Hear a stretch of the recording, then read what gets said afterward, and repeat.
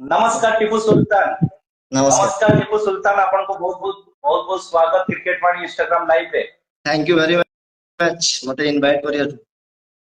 केमती अछंती आपण? बहुत भलो चलछि। आपण कोन? Tipu Sultan, tennis cricket professionally competitive tournament आपण केबे ठरू खेलितले? प्रोफेशनली कहबा कहले एमिति मु तो जानि नथिले कि मु प्रोफेशनली खेली पारिबी, जेहेतु सान बेलरू खेली खेली प्रैक्टिस हे जायतिला, भलो खेलुथिली तो गोटे लेवल खेलुथिली। सेमिति देखिया गले स्कूल परे मो गोटे टूर्नामेंट होथिला हम भद्रक चंदन बाजार रे, सेठी मोर गोटे डेब्यू मैच थिला, सेउटु मु खेलिली। ता परटु बड़ बड़ टूर्नामेंट मु गली, सेउटु मोर टिके एक्सपीरियंस हैला आउ मते खेलिया को बहुत भलो भी लागिला। ओके, क्रिकेट खेलिबा पई आपन को प्रोत्साहन किए करथिला? आपन को मार्गदर्शक किए? आपन ताहाकू आइडियल बोली मानंती?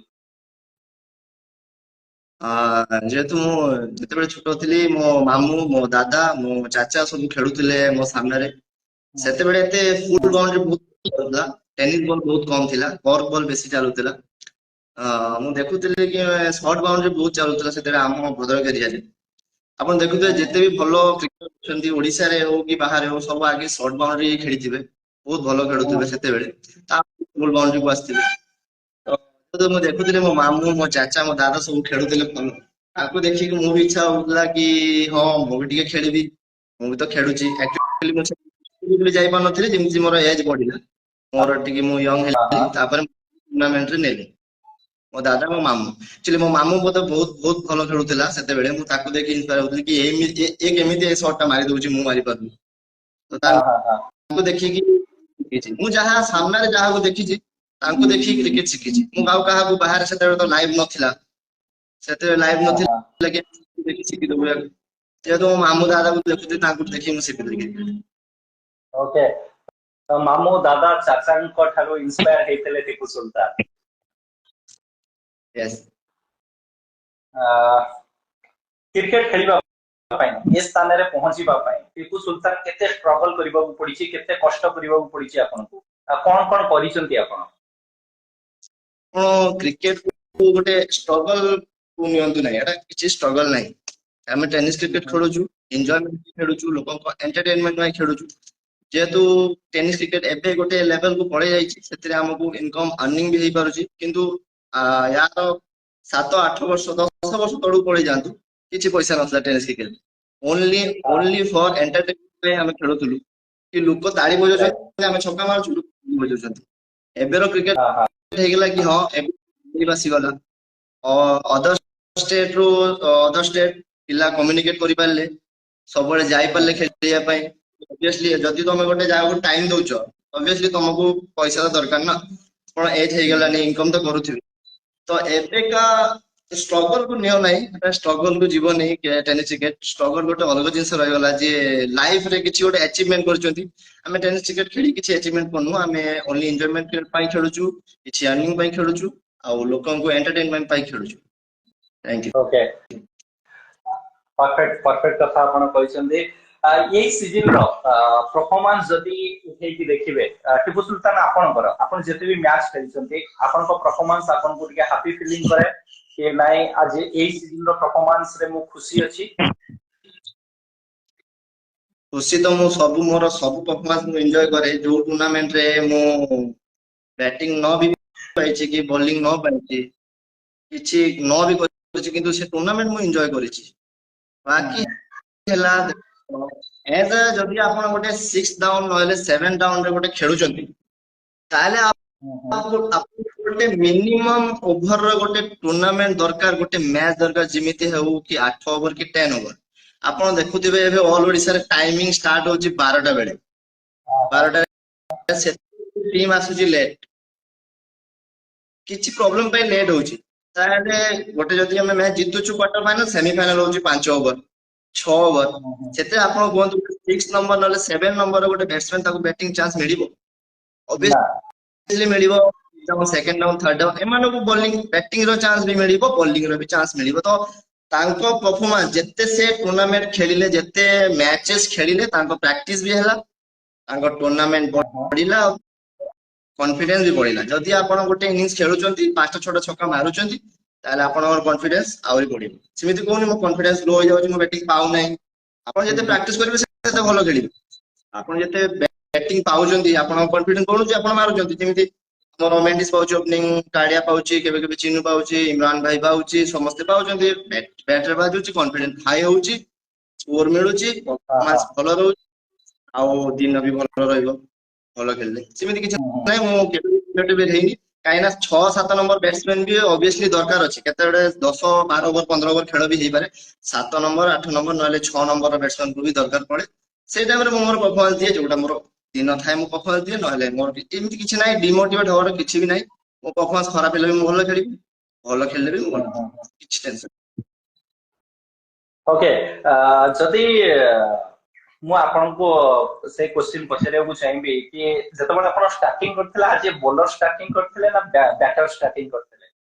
ମୁଁ ଆଜ ଅ ବ୍ୟାଟ୍ସମ୍ୟାନ ଷ୍ଟାର୍ଟିଂ କରିଥିଲି। ଫାଷ୍ଟ ଯେତେବେଳେ ମୁଁ ସର୍ଟ ବାଉଣ୍ଡରୀ ଖେଳୁଥିଲି, ମୁଁ ମାନେ ସେତେବେଳେ କ୍ଲାସିକ ସର୍ଟ ଖେଳୁଥିଲି, ଯେମିତି କଭର ଡ୍ରାଇଭ୍ସ ଖେଳନ୍ତି, square cut, fine leg, straight drive. ସେତେବେଳେ ଯୋଉ କ୍ରିକେଟ ହଉଥିଲା ସେତେବେଳେ କଟର ଏତେ ନଥିଲା, ତ ବହୁତ ସିଧା ହିଁ ପକଉଥିଲେ। ସେତେବେଳେ ସେ ସର୍ଟ ଖେଳିବାକୁ ବହୁତ ଇଜି ଲାଗେ। ତ ଏଜ ଅ ବ୍ୟାଟ୍ସମ୍ୟାନ ତାପରେ ମୁଁ ଯେତେବେଳେ ଦେଖିଲି ଗୋଟେ ଲେଫ୍ଟି ବୋଲର ଲେଫ୍ଟ ହ୍ୟାଣ୍ଡ ବୋଲର ଏମିତି କଟର ମାରି ପାରୁଛି, ତ ମୋ ଭଦ୍ରକ ଏରିଆରେ କେହି ଏତେ ଭଲ କଟର ସେତେବେଳେ ନଥିଲେ, ଟୋଟାଲି କେହି ନଥିଲେ। ମୁଁ ଜାଣିନଥିଲି ବି ଅଦର ଷ୍ଟେଟରେ ଅଛନ୍ତି କି ନାହିଁ, ଅଦର ଡିଷ୍ଟ୍ରିକ୍ଟରେ ଅଛନ୍ତି କି ନାହିଁ, ମୁଁ ସେଟା ଜାଣିନି। ତ ମୁଁ ସେତେବେଳେ ଲେଗ କଟର ପ୍ରାକ୍ଟିସ କରୁଥିଲି ଘର ପାଖରେ ଗୋଟେ ଗଡିରେ। କିନ୍ତୁ ଦେଖନ୍ତୁ ଆମ ଭଦ୍ରକ ଯାହା ବି ହବ, ଆମେ ସାନ ବେଳରୁ ଦେଖୁଛୁ କି ଥ୍ରୋ କ୍ରିକେଟରେ ହିଁ ଆମେ କ୍ରିକେଟ ଖେଳୁଛୁ। ତ ସେତେବେଳେ ଯଦି ଆମ ସିନିୟର୍ସ ମାନେ ଯଦି ଫେୟାର ଆର୍ମ ଖେଳିଥାନ୍ତେ, ଟେନିସ୍ ବଲରେ ବି ଯାହା ବି ହଉ, ଆମେ ଫେୟାର ଆର୍ମ ବି ଶିଖିଥାନ୍ତେ। ସେମିତି କିଛି ନାହିଁ, ଗୋଟେ କହୁଛନ୍ତି କି ଆପଣ କ୍ରିକେଟ ଖେଳୁଛନ୍ତି, କିଛି ନାହିଁ, କିଛି ନାହିଁ ଭାଇ। ଆମେ ସାନ ବେଳୁ ଯାହା ଦେଖିଛୁ ଆମେ ସେଇଟା ଶିଖିଛୁ। ଆପଣ ସାନ ବେଳେ ଘରେ ଦେଖୁଥିବେ ଓଡିଆ କଥା ହଉଛନ୍ତି, ତ ଆପଣ ଓଡିଆ ଶିଖିଗଲେ। ଇଂଲିଶ କଥା ହଉଛନ୍ତି ଇଂଲିଶ, ଏମିତି ଅଛି ହେଲା। ଏଥିରେ କିଛି ନାହିଁ, ଆପଣ ଫେୟାର କ୍ରିକେଟ ବି ଖେଳନ୍ତୁ, ପ୍ରାକ୍ଟିସ କରନ୍ତୁ। ଏମିତି ଚାଲିଲାନି ଫେୟାର କ୍ରିକେଟ, ବ୍ୟାଟ୍ସମ୍ୟାନ ଆଜି ଅଛନ୍ତି ତାହେଲେ ଆହୁରି ଭଲ। ତ ଖେଳିଥିଲି, ତାପରେ ବୋଲିଂ ଯେତେବେଳେ ଶିଖିଲି, ବଲର ସେତେବେଳେ ମୋର ମାନେ ହେଲ୍ଥ ଏତେ ନଥିଲା। ଫୁଲ ବାଉଣ୍ଡ୍ରି ପାଇଁ ତ ଅବଭିୟସଲି ଆପଣଙ୍କୁ ହେଲ୍ଥ ଦରକାର, ଟିକେ ଷ୍ଟ୍ରେନ୍ଥ ହବା ଦରକାର। ସେତେବେଳେ ଏତେ ବି ନଥିଲା, ମୁଁ ଫୋକସ କରୁନଥିଲି ଜିମ୍ ଏସ୍ଥେଟିକ ପାଇଁ, କିଛି ବି ୱାର୍କଆଉଟ କରୁନଥିଲି। ତ ଏଜ ଏ ବୋଲର ଥିଲି, ଧୀରେ ଧୀରେ ଧୀରେ ଯାହା ଦେଖିଲି ମୁଁ ବ୍ୟାଟ୍ସମ୍ୟାନ ଗୁଡାକ ଏମିତି ଖେଳୁଛନ୍ତି, ସର୍ଟ ଖେଳୁଛନ୍ତି, ପାୱାର କୋଉଠୁ ଆଣୁଛନ୍ତି, ଷ୍ଟ୍ରେନ୍ଥ କୋଉଠୁ ଆଣୁଛନ୍ତି, ତ ଧୀରେ ଧୀରେ ତାଙ୍କଠୁ ମୁଁ ଶିଖିକି ତାପରେ ଜିମ୍ ଜଏନ୍ କଲି। ଜିମ୍ ଜଏନ୍ କଲା ପରେ ମୋର ଟିକେ ଷ୍ଟ୍ରେନ୍ଥ ଆଇଲା, ମସଲ ଟିକେ ଆଇଲା, ତାପରେ ମୁଁ ବ୍ୟାଟିଂ ଉପରେ ଫୋକସ କଲି। ତାପରେ ମୋର 2-3ଟା ସିଜନ ବହୁତ ଭଲ ବ୍ୟାଟିଂ ରେ ଗଲା। ମୁଁ ଏଜ ଅ ଓପନର ବି ଖେଳୁଥିଲି ଇମେଜ 11ରେ। ତାପରେ ଧୀରେ ଧୀରେ ଧୀରେ ଧୀରେ ଗୋଟେ ବ୍ୟାଟ୍ସମ୍ୟାନ ଇମ୍ପ୍ରୁଭ କଲି। କିନ୍ତୁ ଏଜ ଅ ବୋଲର ଥିଲି ଫାଷ୍ଟ, ଯେତେବେଳେ 2017-16 କଥା। ଓକେ, ଯଦି ଏଇ ସିଜିନ ର ତା ପୂର୍ବ ସିଜିନ ଆମେ ମନେ ପକେଇବା, ମାନେ 2022 ଆଉ 23 ର ଯୋଉ ସିଜିନ ଥିଲା, ସେ ସିଜିନ ରେ ଆପଣଙ୍କୁ ଏତେ ବୋଲିଂ ଦେଇନଥିଲେ ଆପଣଙ୍କ ଅଧିନାୟକ ଲାଡେନ। କିନ୍ତୁ ଏଇ ସିଜିନ ରେ ଯଦି ଆମେ ଦେଖିବା, ଲାଡେନ ଆପଣଙ୍କ ଉପଯୋଗ ବହୁତ ଥର କରିଛନ୍ତି, ବହୁତ ଟୁର୍ଣ୍ଣାମେଣ୍ଟ ରେ କରିଛନ୍ତି, ଆଉ ଇମ୍ପୋର୍ଟାଣ୍ଟ ଟାଇମ ରେ କରିଛନ୍ତି। ଅଣ୍ଡକରୁ ଆପଣ ଷ୍ଟାର୍ଟ କରିଥିଲେ, ମାର୍କୋଣା ଯାଏ ମୁଁ ଆପଣଙ୍କୁ ଦେଖିଛି କି ପ୍ରତ୍ୟେକ ଟୁର୍ଣ୍ଣାମେଣ୍ଟ ରେ ଆପଣ ବୋଲିଂ କରୁଥିଲେ। ତ ଗୋଟେ ବୋଲିଂ କରିବା ପରେ ଯେତେବେଳେ ଆପଣ ଜାଣିଲେ କି ମୁଁ ଗୋଟେ କଣ୍ଟ୍ରିବ୍ୟୁସନ ତ ଦଉଛି, ବ୍ୟାଟିଂ ରେ ନହେଲେ ବୋଲିଂ ରେ ଗୋଟେ କନଫିଡେନ୍ସ ଗୋଟେ ବିଲ୍ଡ ହୁଏ ଗୋଟେ ପ୍ଲେୟାର ଭିତରେ କି ନାଇଁ ଚାଲ ଆଜି ବ୍ୟାଟିଂ ରେ ହେଲାନି ତ ବୋଲିଂ ରେ କିଛି କରିକି ଦେଖାଏ, ତ ସେଟା ଗୋଟେ କନଫିଡେନ୍ସ ବିଲ୍ଡ करे ଗୋଟେ ପ୍ଲେୟାର ଭିତରେ। ଦେଖନ୍ତୁ, ଏଜ ଯଦି ଆପଣ ଗୋଟେ କ୍ୟାପ୍ଟେନ ଅଛନ୍ତି, ଆପଣଙ୍କୁ ଯଦି ଆପଣ ଅଲରାଉଣ୍ଡର ଉପରେ ଯଦି ଭରସା ନାହିଁ, ତ ଆପଣ ତାକୁ ପ୍ଲେଇଂ ଇଲେଭେନ ରଖୁଛନ୍ତି କୋଉ ହିସାବରେ? ଯଦି ସେ ଗୋଟେ ଅଲରାଉଣ୍ଡର, ସେ ତାକୁ ବୋଲିଂ ନ ଦେବେ, ତାହେଲେ ତାକୁ ପ୍ଲେଇଂ ଇଲେଭେନରେ କାହିଁ ରଖିବେ? ତାକୁ ବସେଇ ଦିଅନ୍ତୁ, ଗୋଟେ ବ୍ୟାଟ୍ସମ୍ୟାନ ଆଣନ୍ତୁ। ସେଇ ହେଲା କନଫିଡେନ୍ସ। ତମକୁ ମୁଁ ଗୋଟେ କ୍ୟାପ୍ଟେନ ଅଛି, ଯଦି ମୋର ଗୋଟେ ପିଲା ଉପରେ କନଫିଡେନ୍ସ ନାହିଁ, ମୁଁ ତାକୁ ଖେଳେଇବି ହିଁ ନାହିଁ ଭାଇ। ସେଇ ହେଲା, ମୋର ଏକ୍ସପିରିଏନ୍ସ ଅଛି ଭାଇ। ମୁଁ ବହୁତ ବର୍ଷ ହେଲା ବୋଲିଂ କରୁଛି, 2016-17 ବୋଲିଂ କରୁଛି। ଏମାନେ ସେଥିରେ କ୍ରିକେଟ ଖେଳୁଥିବେ କି ନାହିଁ ମୁଁ ଜାଣିନାହିଁ, ସତ କଥା କହୁଛି। ସେମାନେ ମାଇଣ୍ଡ ବି କରିବେନି। ମୁଁ ଗୋଟେ ଜେନ୍ୟୁଇନ କଥା, ଯଦି ଆପଣ ମୁଁ ଖେଳୁଛି, ମୁଁ ଛାଡି ନାହିଁ କ୍ରିକେଟ।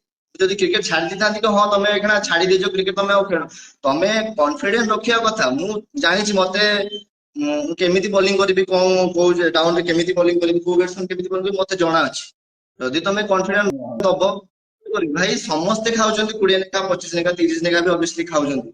କିଛି ନାହିଁ, ଡେ ଖରାପ ଥାଏ, ଗୋଟେ ଖରାପ ଯଦି ଜଣ ପିଲାଙ୍କର ଗୋଟେ ଡେ ଖରାପ ଥିବ ତ ୟା ମାନେ ନୁହଁ ସେ ଗୋଟେ ଖରାପ ପ୍ଲେୟାର, ସେ ଗୋଟେ ରାଇଟ୍। ଭଲ ପ୍ଲେୟାର। ଦିନ ଅଛି, ତମକୁ ଭରସା କରିବାକୁ ପଡିବ ନେକ୍ସଟ ମ୍ୟାଚ୍ ସେ ଭଲ ପକେଇବ, ସେଇ ହେଲା କଥା। କ୍ୟାପ୍ଟେନ ମୋର କଣ କହିବାର ଅଛି, କ୍ୟାପ୍ଟେନ ଯିଏ ଅଛି ସେ ଫିଲ୍ଡରେ କହିବ, ମୋର ବାସ୍ ମୋ ଏକ୍ସପିରିଏନ୍ସ ସେୟାର କରିପାରିବି, ଦ୍ୟାଟ୍ସ ଇଟ୍। ଓକେ, ତ ଆପଣଙ୍କ ଅଧିନାୟକ ବିଷୟରେ ଜାଣିବାକୁ ଚାହିଁବି, ହିମାଂଶୁ ଶେଖର ଥାଲ, ଯେ କି ଗତ 2 ବର୍ଷ କ୍ୟାପ୍ଟେନସିପ ରେ ଆପଣଙ୍କ टीम को बहुत आगे ନେଇଛନ୍ତି, ବହୁତ ଉପରକୁ ନେଇକି ଯାଇଛନ୍ତି। ଟିକେ ଆପଣଙ୍କ टीम ବିଷୟରେ ବି କହିବେ, ଆପଣଙ୍କ ଓନର୍स କେମିତି ଆପଣଙ୍କ ସହିତ ତାଙ୍କର କମ୍ବିନେସନ କେମିତି ଠିକ ସେ ହେଲା, କେମିତି ଆପଣଙ୍କୁ ସେ ଡାକିଲେ, କେମିତି ଆପଣ ଇମେଜ 11 ଷ୍ଟାର୍ଟ କଲେ, ତ କ୍ୟାପ୍ଟେନ, ଓନର୍ସ, ପ୍ଲେୟାର୍ସ, ଆପଣଙ୍କ टीम ର ଷ୍ଟାର୍ଟିଂ ଜର୍ଣ୍ଣି ସବୁ କିଛି କହିବେ। ୟା ବିଷୟରେ କହିବି କି ଦେଖନ୍ତୁ, ଯଦି ବି ଆପଣ ଗୋଟେ ଷ୍ଟେଜ କୁ ଯାଇଛନ୍ତି, କାହା ଦ୍ଵାରା ଯାଇଛନ୍ତି, କେମିତି ଯାଇଛନ୍ତି, ସେଟା କେବେ ବି ଭୁଲିବେନି। ଧର ଆପଣ ଗୋଟେ କ୍ରିକେଟ ଖେଳୁଛନ୍ତି ଗୋଟେ ଗାଁ, ଯଦି ଆପଣ ଗୋଟେ କିଏ ପିଲା ନେଇକି ଗଲା, ଗୋଟେ ଚାନ୍ସ ଦେଲା, ଆପଣଙ୍କୁ ଗୋଟେ ଲାଇଭ ଟୁର୍ଣ୍ଣାମେଣ୍ଟ ହଉଛି, ବଡ ଟୁର୍ଣ୍ଣାମେଣ୍ଟ ହଉଛି, ଲକ୍ଷେ ଟଙ୍କା ଟୁର୍ଣ୍ଣାମେଣ୍ଟ, ତମକୁ ଗୋଟେ ଚାନ୍ସ ଦେଲା, ଆପଣ ପରଫର୍ମାନ୍ସ କଲେ ସେ ଟୁର୍ଣ୍ଣାମେଣ୍ଟରେ, ତ ୟା ମାନେ ନୁହଁ ଆପଣ କ୍ୱାଲିଟି ଅଛି ବୋଲି ସେ ଆପଣଙ୍କୁ ନେଇଛି, ସେ ଆପଣଙ୍କୁ ଗୋଟେ ଚାନ୍ସ ବି ଦେଇଛି। ସେ ଚାନ୍ସ ସେ ଆପଣଙ୍କୁ ଦେଇଛି, ଭୁଲିବେନି। ତ ମତେ ବି ଯେତେବେଳେ ମୁଁ ଛୋଟ ଥିଲି, ସେତେବେଳେ ଏତେ ପ୍ରଫେସନାଲ ଚାଲୁନଥିଲା କ୍ରିକେଟ, ତଥାପି ଟୁର୍ଣ୍ଣାମେଣ୍ଟ ବାହାରେ ହଉଥିଲା, 10,000 ହଉ, 15,000 ହଉ, 20,000 ହଉ, ସେତେବେଳେ ମତେ ଆକାଶ ଭାଇ ନେଇକି ବାହାରେ ଟୁର୍ଣ୍ଣାମେଣ୍ଟ ବହୁତ କିଛି ଖେଳେଇଛି। ତାପରେ ଆମକୁ ଇଣ୍ଟ୍ରୋଡ୍ୟୁସ କରେଇଲେ ରାଜୁ ଭାଇ ସହିତ ଇମେଜ ଓନର, ସେତେବେଳେ ଇମେଜ ଗୋଟେ ଭଲ ବ୍ରାଣ୍ଡ ଥିଲା, ମାନେ ଭଦ୍ରକ ଏରିଆର ସବୁଠୁ ବେଷ୍ଟ ଟିମ୍ ଇମେଜ ଆଉ ହିଟମାଇନ୍ ଦୁଇଟା। ତ ଯେତେବେଳେ ମତେ ଇଣ୍ଟ୍ରୋଡ୍ୟୁସ କରେଇଲେ, ରାଜୁ ଭାଇ ମୋ ପରଫର୍ମାନ୍ସ ଦେଖିଥିଲେ, ମୁଁ ତାଙ୍କ ଏଗେନ୍ଷ୍ଟ ରେ ବହୁତ ଭଲ ଖେଳିଛି, ଇମେଜ ଏଗେନ୍ଷ୍ଟ ରେ ଭଲ ୱିକେଟ ନେଇଥିଲି ଏଜ ଏ ବୋଲର। ତ ସେ ମତେ ଚାନ୍ସ ଦେଲେ, କହିଲେ ତମେ ଯଦି ଏଠି ପାଖରେ ରହୁଛ, ଆମ ଭଦ୍ରକରେ ରହୁଛ, ଆମ ଭଦ୍ରକ ପିଲା, ତ ଆମ ଟିମ ରେ ଜଏନ କର, କାହିଁ ବାହାରେ ଏପଟ ସେପଟ ଖେଳୁଛ, ଆମ ଟିମ ଜଏନ କର। ତ ସେ ମୁଁ ଖେଳିଛନ୍ତି ବହୁତ ମ୍ୟାଚ, ଇମେଜ ଦ୍ଵାରା ମୁଁ ବହୁତ ନାଁ କମେଇଛି। ଏପଟେ ବାଲେଶ୍ୱର ଏରିଆରେ, ସୌରଭ ଏରିଆରେ, କେଉଁଝର ଏରିଆ ବି ଆମେ ବହୁତ ଖେଳିଛୁ। ତ ଯେମିତି ହେଲେ ବି ଆମ ସବୁ ମାନେ ଆମ ଯୋଉ ଟୁର୍ଣ୍ଣାମେଣ୍ଟ ଖେଳୁଛୁ ଏବେ ଯୋଉ ଲେଭେଲରେ, ସେଥିରେ ବି ଆମ ଓନର ରାଜୁ ଭାଇ, ଆକାଶ ଭାଇର ବହୁତ ହାତ ଅଛି। ଓକେ, ତ କ୍ୟାପ୍ଟେନଙ୍କ ସହିତ ଆପଣଙ୍କ ସମ୍ପର୍କ କେମିତି? ଲାଡେନ ଯେତେବେଳେ ଅଧିନାୟକ ହେଲେ ଇମେଜ 11 ପୂର୍ବରୁ ତ ଆକାଶ ପାତ୍ର ଥିଲେ, ତାପରେ ଯେତେବେଳେ ଆପଣ ଅଲ ଓଡିଶା ଖେଳିବାକୁ ଆସିଲେ, ଆମେ ଲାଡେନକୁ ବହୁତ ଥର ଦେଖିଛୁ ଅଧିନାୟକ ରୂପରେ, ତ ତାଙ୍କ ସହିତ କେମିତିକା ସମ୍ପର୍କ ଆପଣଙ୍କର? ସମ୍ପର୍କ ଭଲ ଅଛି, ଅବଭିୟସଲି ଆମ ଟିମ ପିଲା ଯେମିତି ହେଲେ ବି ଆମର ଏଜ ଗୋଟେ ଫ୍ରେଣ୍ଡ, ଗୋଟେ ଭାଇ ବଢିଆ ସେ ଆମ ରହୁଛି ଆମ ଟିମରେ। ଯାହାକୁ ସେ ଗୋଟେ ଚଗଲା ଟାଇପ ର ଅଛି, ଆପଣ ସମସ୍ତେ ଜାଣିଛନ୍ତି, ସେ ଟିକେ ଫିଲ୍ଡରେ ଟିକେ ମାନେ ବେଶୀ ହିଟ୍ ହେଇଯାଏ। ଆଉ ହେଲେ ସେ ବାହାରେ ଭଲ ପିଲା ଅଛି, ଭଲ ଫ୍ରେଣ୍ଡ ଅଛି, ହେଲ୍ପଫୁଲ ପିଲା ଅଛି। ଆଉ ସେ ସେ ଚାହୁଁଛି ଗେମ୍ କରୁ ଏକ୍ସପିରିଏନ୍ସ, ସେ ଚାହୁଁଛି, ସେ ଜାଣୁଛି, ସେ କହୁଛି କି ମୁଁ ବେଶୀ ଏକ୍ସପିରିଏନ୍ସ ଅଛି ତମଠୁ, କିନ୍ତୁ ଏଟା କହିବାକୁ ଚାହିଁବି କି ତମେ ଏବେ କ୍ରିକେଟ କୁ ନିଅ, ଆଉ 2-3 ବର୍ଷ ନିଅ, ଆଉ ଯେ ତମ ଯୋଉ ସିନିୟର ଅଛନ୍ତି, ଇମାନ ଭାଇ ଧର, ଆକାଶ ଭାଇ ଯିଏ ବି ଅଛନ୍ତି, ତାଙ୍କଠୁ ଏକ୍ସପିରିଏନ୍ସ ନିଅ। ଯେମିତି ହେଲେ ବି ତମେ ତାଙ୍କଠୁ କମ ଏକ୍ସପିରିଏନ୍ସ ଅଛ, ଭାବନି ତମେ ଏବେ ଭଲ ଖେଳୁଛ, ତମ ନିଜ ପରଫର୍ମାନ୍ସକୁ ନେଇକି ତମେ ज्यादा ବେଶୀ ଏକ୍ସପିରିଏନ୍ସ ହୁଅନି। ଆହୁରି ଅଛି, ଯଦି ଆପଣ ଜେନୁଇନଲି ଲଉଛନ୍ତି, ଜେନୁଇନଲି ଆପଣ ଖେଳିବାକୁ ଚାହୁଁଛନ୍ତି, ଆହୁରି 10-15 ବର୍ଷ ଫିଟନେସ ଉପରେ ଧ୍ୟାନ ଦିଅ, ଆଉ ଏକ୍ସପିରିଏନ୍ସ ଗେନ୍ କର। ଓକେ, ଏବେ ଏଇ ସିଜନ ର ଗୋଟେ ମେମୋରେବଲ ମ୍ୟାଚ ମନେ ପକେଇବେ, ଇମେଜ 11 ଯୋଉ ଟୁର୍ଣ୍ଣାମେଣ୍ଟ ଜିତିଲା ପରେ ଆପଣ ବହୁତ ଖୁସି ହେଇଥିଲେ, ଆଉ one of the best moment ଥିଲା ଟିପୁ ସୁଲତାନ ଆପଣଙ୍କ ପାଇଁ। ଏଇ ବର୍ଷର ମୁଁ ଦେଖି ମତେ ଯାହା ଫିଲ୍ ହେଲା, ମତେ ଭଲ ଲାଗିଲା ଯୋଉ ସରି ମାର୍କୋନା ପ୍ରିମିୟର ଲିଗ ରେ ଯେତେବେଳେ ଆମେ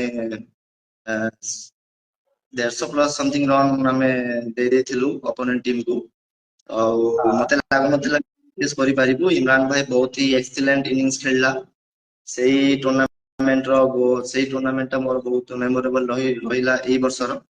ଆଉ ସେ ଟୁର୍ଣ୍ଣାମେଣ୍ଟ କହିବି, ମାର୍କୋନା ପ୍ରିମିୟର ଲିଗ ବହୁତ ଭଲ ଟୁର୍ଣ୍ଣାମେଣ୍ଟ। ଆପଣ 2-3 ବର୍ଷ ପଛକୁ ଯାଆନ୍ତୁ, ନାଇଟ ଟୁର୍ଣ୍ଣାମେଣ୍ଟ ବହୁତ ବେଷ୍ଟ ଟୁର୍ଣ୍ଣାମେଣ୍ଟ ହୁଏ ସେଠି, ପବ୍ଲିକ ବି ବହୁତ ଭଲ ଆସୁଛନ୍ତି।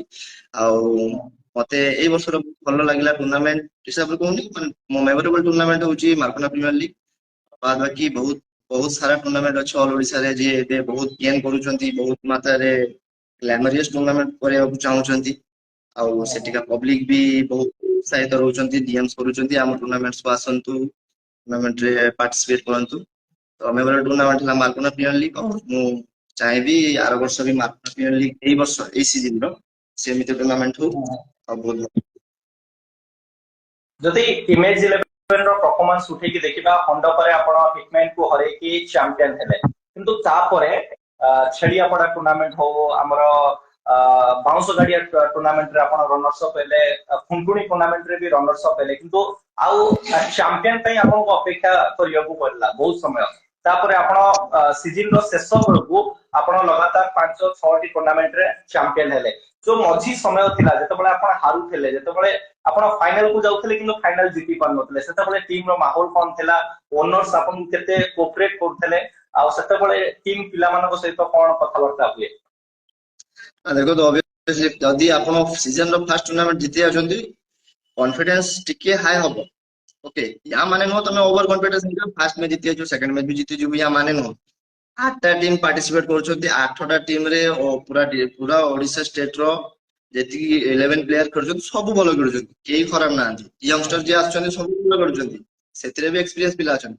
डे खराब थाए जेमति कहू डे हमर से दिन डे बोल थिला हम सब परफॉर्मेंस भलो दिलो हम जितिलु, सेमिति छेड़िया पदारे भलो टीम जारा थिला जो चैंपियन हैला तांकर डे बोल थिला से जितिले। तो एमिति नाही कि आपण गोटे टूर्नामेंट होजोदी या माने कंटीन्यूअसली आपण टूर्नामेंट चैंपियन हे जिवे, या माने बिल्कुल भी नो। आपण देखिथिबे कोनोसी टीम एमिति नाही जो सेकंड जितिची, फर्स्ट जितिची, सेकंड थर्ड एमिति कंटीन्यूअसली 10 टूर्नामेंट्स जिति सेमिति नाही। और डे डे ऑब्वियसली खराब थाए परफॉर्मेंस, क्रिकेट अछि भाई, क्रिकेट परफॉर्मेंस तो ऑब्वियसली खराब होबा गुटे ना गुटे दिन। तो जनवर यदि परफॉर्मेंस दी तीन पिलांगर खराब होला तो ऑब्वियसली टीम हारि जिवो। तो एमिति डीमोटिवेट होबा नै, जदि आमे एमिति कंटिन्यू 4-5 टा मैच टूर्नामेंट हारि गलु तो या माने नो हमें टूर्नामेंट पार्टिसिपेट करिनु, हमें लास्ट पॉइंट पार्टिसिपेट करिछु। तो पेशेंस अछि, इमेज ओनर अछि और इमेज टीम प्लेयर्स रो भी पेशेंस अछि।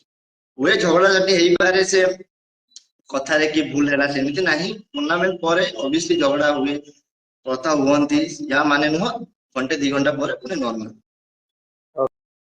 ओके हीरालाल मेंडिस आपन को टीम रो ओपनर, नुआ बॉल रे भी बॉलिंग करंती, ओपनिंग भी बैटिंग करंती। इमेज 11 लकी हीरालाल मेंडिस भली प्लेयर इमेज 11 पाइची।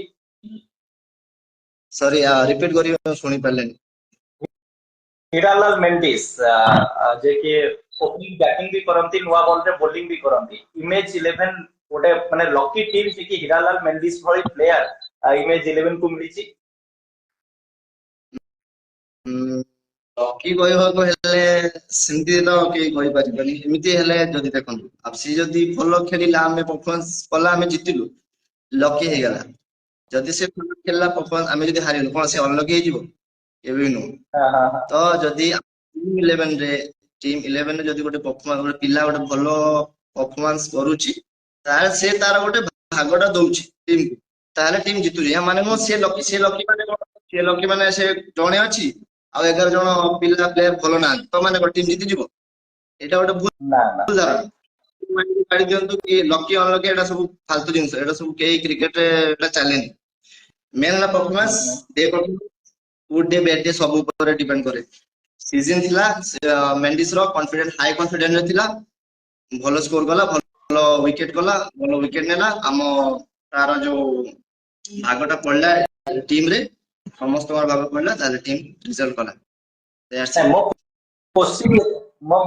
क्वेश्चन एटा थिला कि आमे आउ सब टीम को जब देखुछे ताले मेंडिस भली एनर्जेटिक प्लेयर शायद आउ को टीम रे नाहंती।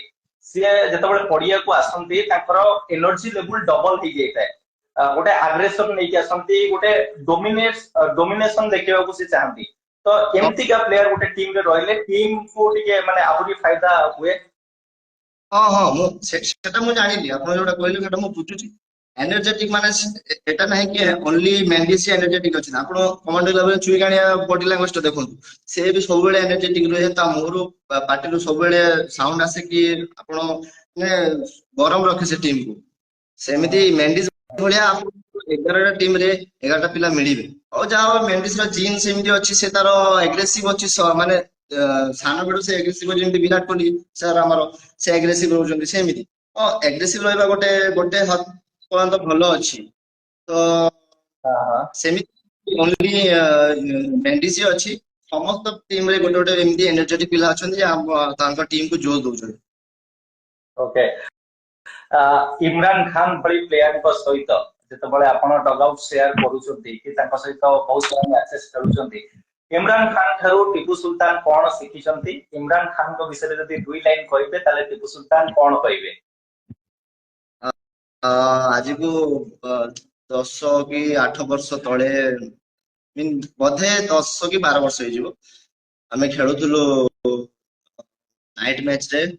ଆମର ପୁରା ନାଇଟ ମ୍ୟାଚ୍, ସେତେବେଳେ ନାଇଟ ମ୍ୟାଚ୍ ହେଲେ ବହୁତ ଖୁସି ଲାଗେ କି ହଁ ଭାଇ ନାଇଟ ମ୍ୟାଚ୍ ହଉଛି। ସେତେବେଳେ ଇମରାନ ଭାଇକୁ ଫାର୍ଷ୍ଟ ଟାଇମ ଦେଖିଥିଲି, ଗୋଟେ କୋରେଇ ଟିମ୍ କି ସମଥିଙ୍ଗ କୋଉ ଟିମ୍ ରେ ଗୋଟେ ଆସିଥିଲେ। ସେ ସବୁ ଛକା ମିଡନ ରେ ମାଇଲେ, ରେ ମାଇଲେ, ଷ୍ଟ୍ରେଟ ରେ ମାଇଲେ, ଏତେ ଛକା ମାଇଲେ କି ମାନେ ମୋର ମାଇଣ୍ଡ ର ପାଗଳ ହେଇଗଲା, ଏମିତି କଣ ମାରୁଛି ଏ ପିଲାଟା, ଏତେ ମାରୁଛନ୍ତି କିଛି ବୁଝି ହଉନି। ତାପରେ ଧୀରେ ଧୀରେ ଦେଖିଲି ସେ ଇମେଜ 11 କୁ ଆଇଲେ ଖେଳିବା ପାଇଁ, ତ ଭଲ ଲାଗିଥିଲା। ଗୋଟେ ଟୁର୍ଣ୍ଣାମେଣ୍ଟ ରେ ମୁଁ ସବୁ ୱିକେଟ ନେଇଯାଇଥିଲି, 5ଟା ୱିକେଟ ଅଲରେଡି ଇମେଜର ନେଇଯାଇଥିଲି। ସେ ମ୍ୟାଚ୍ ଟା ଟାଏ ହେଇଗଲା, ମ୍ୟାଚ୍ ଟାଏ ହେଇଗଲା ଆଉ ମୁଁ ବୋଲିଂ କରିବା ପାଇଁ ଆସିଛି, ଆଉ ଏଇ ଷ୍ଟ୍ରାଇକ କରୁଛି ଇମରାନ ଖାନ। ସେତେବେଳେ କଟର ସେତେ ବାହାରି ନାହାନ୍ତି, ବୋଲି ମୁଁ ହିଁ କଟର ପକଉଥିଲି ଏ ଭଦ୍ରକ ଡିଷ୍ଟ୍ରିକ୍ଟ ରେ। ତ ମତେ ଲାଗିଲା, ମୁଁ କନଫିଡେନ୍ସ ଥିଲି କି ମୁଁ ୟାକୁ ଡଟ୍ କରିଦେବି, ସମସ୍ତଙ୍କୁ ଡଟ୍ କରିଦେବି, ୟାକୁ ବି ଡଟ୍ କରିଦେବି। ଯେତେବେଳେ ମୁଁ ପକେଇଲି, ଏତେ ମାଇଣ୍ଡ ତାର ମାନେ ଏତେ ସେତେବେଳେ ମ୍ୟାଚୁର ମାଇଣ୍ଡ ଥିଲା, ସେ ଷ୍ଟେପ ଆଉଟ କରିକି ମୋ ବଲ୍ ପାଖକୁ ପହଞ୍ଚିକି 2ଟା ଛକା ମତେ ମାରିଦେଲେ ଏକ୍ସଟ୍ରା କଭରରେ, ମାନେ ଯୋଉଟା ଆକ୍ଚୁଆଲି କଟର। ତ ମୁଁ ମୁଣ୍ଡ କାମ ଦେଲାନି, ମୁଁ କଣ ଏମିତି ମାରୁଛି, ମୁଁ କଣ କରିବି। ତାପରେ ଯେମିତି ହେଲେ ବି ଚାରିଟା ବଲ୍ ମୁଁ ଡଟ୍ କରିଦେଲି, 12 ରନରେ ରହିଗଲେ ସେମାନେ। ତ ସେଇ 12 ରନ୍ ବି ଆମକୁ ପରେ ଇମରାନ ଖାନ ସେ ନିଜେ ବୋଲିଂ କରୁଥିଲେ ସୁପର ଓଭରରେ, ଆମ ବ୍ୟାଟ୍ସମ୍ୟାନ ତାଙ୍କୁ 12 ରନ୍ ବି ଚେସ୍ କରିପାରିଲେ। ତାପରେ ଇମେଜ କୁ ଯେତେବେଳେ ମୁଁ ଏଣ୍ଟ୍ରି କଲି, ତାପରେ ମୁଁ ଦେଖିଲି ଓ କି ଭାଗ୍ୟ ଇମରାନ ଖାନ ସହିତ ଖେଳିବା। ଇମରାନ ଖାନ, ଆକାଶ ପାତ୍ର, ଜିତୁ ପାଇକ, ପ୍ରମୋଦ ଆଉ ସାଜିଦ ପାଣି, ସେଥିରେ ମୁଁ ଭାବିଲି ଏତେ ବଡ ବଡ ପ୍ଲେୟାର, ଯାହା ହଉ ଭାଗ୍ୟ କି ଭାଗ୍ୟ ଆମେ ତାଙ୍କ ସହିତ ଖେଳୁଛୁ। ତ ସେମିତି ହଉ ହଉ ତାଙ୍କଠୁ ଏକ୍ସପିରିଏନ୍ସ ନେଲି। ଯେତେବେଳେ ମୁଁ ବ୍ୟାଟ୍ସମ୍ୟାନ ବ୍ୟାଟିଂ କରୁଥିଲି, ସେ ମତେ ନିଜେ କହିଥିଲେ କି ଟିପୁ ଦେଖ, ତୁ ଯୋଉ ବ୍ଲାଇଣ୍ଡ ସଟ୍ ଖେଳୁଛୁ ବହୁତ ଭଲ ଅଛି, ତାକୁ ତ ସ୍କୋର ମିଳୁଛି, କିନ୍ତୁ ତାକୁ ନିଜର ଷ୍ଟ୍ରେଂଥ ବନାଉନି, ନିଜ ଷ୍ଟ୍ରେଂଥ ଫୋକସ କରନ୍ତୁ। ଆଉ ପୁଲ ସଟ୍ ରେ ଏକ୍ସଟ୍ରା କଭର, ଏଇଟା ଆପଣଙ୍କୁ ଷ୍ଟ୍ରେଂଥ ବନାନ୍ତୁ। ଆଉ ଯୋଉ ବ୍ଲାଇଣ୍ଡ ସଟ୍ ଅଛି, ସେ ତମେ ୟୁଜ କର ପବ୍ଲିକ କୁ ଏଣ୍ଟରଟେନ କରିବା ପାଇଁ, ନା କି ତମର ଯୋଉ ଫାଷ୍ଟ ସଟ୍ ଅଛି ସେଟା ବ୍ଲାଇଣ୍ଡ ସଟ୍ ଥିବ। ଏଟା ଭୁଲ କରନ୍ତୁ ନାହିଁ, କରିନିଅନ୍ତୁ, ତାପରେ ପବ୍ଲିକ କୁ ଏଣ୍ଟରଟେନ କରନ୍ତୁ। ଏଇଟା ମତେ ଶିଖେଇଥିଲେ ଇମରାନ ଭାଇ। ତାପରେ ମୁଁ ଇମ୍ପ୍ରୁଭ କରିଛି, ମାନେ ଷ୍ଟ୍ରେଟ ଅର ଏକ୍ସଟ୍ରା କଭର ମିଡନ ପୁଲ। ଓକେ, ତ ଏବେ ମୁଁ ଯୋଉ କ୍ୱେଶ୍ଚିନ୍ ରଖିବି ଆପଣଙ୍କ ସାମ୍ନାରେ, ଗୋଟେ ପ୍ଲେୟାର ଆପଣ ଚୁଜ କରିବେ, ସେ କ୍ୱେଶ୍ଚିନ୍ ଅନୁସାରେ ଆପଣ ଗୋଟେ ପ୍ଲେୟାର ଚୁଜ କରିବେ। ଓଡିଶା ଟେନିସ କ୍ରିକେଟ ର ଫିୟରଲେସ୍ ବ୍ୟାଟର କିଏ? ଫିୟରଲେସ୍। ଓଡିଶା ଟେନିସ କ୍ରିକେଟ ର ଫିୟରଲେସ୍ ବ୍ୟାଟ୍ସମ୍ୟାନ ମତେ ତ ଲାଗେ ଏବେ ବିଶ୍ୱରଞ୍ଜନ ସାହୁ, କାହିଁକିନା ସେ ତ ୱିକେଟ 2ଟା ପଡୁ କି 3ଟା ପଡୁ, ସେ କିଛି ବି ଶୁଣୁନି, ଆସୁଛି ଫାଷ୍ଟ ବଲ ବି ଆଟାକ କରୁଛି। ମତେ ଲାଗୁଛି ଏ ବର୍ଷ 2 ବର୍ଷ ତଳକୁ ବି ନିଅ, ଚିନ୍ମୟ ଭଲ fearless batsman, confident. Odisha tennis cricket ର କ୍ଲାସ ବ୍ୟାଟର କିଏ? ଅଲ ଟାଇମ ଫେଭରେଟ ଗୋଟେ ପିଲା ଅଛି, ସୁମନ୍ତ ସେଠୀ, ଭୁବନେଶ୍ୱରର। ବହୁତ ଭଲ ସର୍ଟ ସିଲେକ୍ସନ, ପିକଅପ୍ ବହୁତ ଭଲ ଲାଗେ। ସେ ମୋର ଅଲ ଟାଇମ ଫେଭରେଟ, କେବେ ବି ମୁଁ ଯେତେ ବି ବଡ ହେଇଯାଏ, ସେ ମୋର ଫେଭରେଟ ରହିବେ all time. Okay, single double ନବାର କଳା କାହା ପାଖରେ ଆପଣ ଦେଖିଛନ୍ତି? କୋଉ ବ୍ୟାଟ୍ସମ୍ୟାନ ଅଧିକାଂଶ ସିଙ୍ଗଲ ଡବଲ ନେଇଥାନ୍ତି, ଷ୍ଟ୍ରାଇକ ରୋଟେଟ୍ କରିଥାନ୍ତି? ଉତ୍କଳ କେଶରୀ ରାଉତ, ବହୁତ ଭଲ ଅଛି। କ୍ରିକେଟ ର ଆକ୍ଚୁଆଲ ଟେମ୍ପରାମେଣ୍ଟ ତା ପାଖରେ ଅଛି। ସେ କୋଉ ସିଚୁଏସନରେ ହିଟିଂ କରିବେ, କୋଉ ସିଚୁଏସନରେ ସିଙ୍ଗଲ ଡବଲ କରିବେ, ଏ ନଲେଜ ବହୁତ ଭରପୁର ଅଛି। ବହୁତ ଏକ୍ସପିରିଏନ୍ସ ପ୍ଲେୟାର, ମାଇ favourite temperament player Jagan Keshari Raut. ଗୋଟେ ଆକୁରେଟ ବୋଲର ର ନାଁ ନେବେ, ଗୋଟିଏ ଲେନ୍ଥ ରେ ବଲ ପକେଇକି ବହୁତ ସାରା ବ୍ୟାଟ୍ସମ୍ୟାନ କୁ ଆଉଟ କରିଛନ୍ତି, ଅଧିକା କିଛି ଟ୍ରାଏ କରନ୍ତି ନାହିଁ। ଏଇଟା ମୋର ଅଲ ଟାଇମ ଫେଭରେଟ ରହୁଛି ମନୋଜ କୁମାର ରାଉତ, ପାୟା ଯାହାକୁ କହୁଛନ୍ତି, ବହୁତ ପୁରୁଣା ବୋଲର। ଆଉ ଏମିତି ନାହିଁ କୋଉ ଟୁର୍ଣ୍ଣାମେଣ୍ଟ ସେ ଭଲ ବୋଲିଂ କରିନାହାନ୍ତି, ସବୁ ଟୁର୍ଣ୍ଣାମେଣ୍ଟ ବହୁତ ଭଲ କରିଛନ୍ତି। ଏ ଖରାପ ଥିଲେ ଖରାପ ବୋଲି ହୁଏ, କିନ୍ତୁ ମୋର ଫେଭରେଟ ସବୁବେଳେ ମନୋଜ କୁମାର ରାଉତ। ତା ଲାଇନ ଲେନ୍ଥ, ତାଙ୍କର ଯୋଉ ମାଇଣ୍ଡ ଅଛି, ସେ ବ୍ୟାଟ୍ସମ୍ୟାନ सफल को देखिकी निजे हिसाब रे बॉलिंग करती। तो मो फेवरेट तो मनोज कुमार राउत ऑल टाइम रही।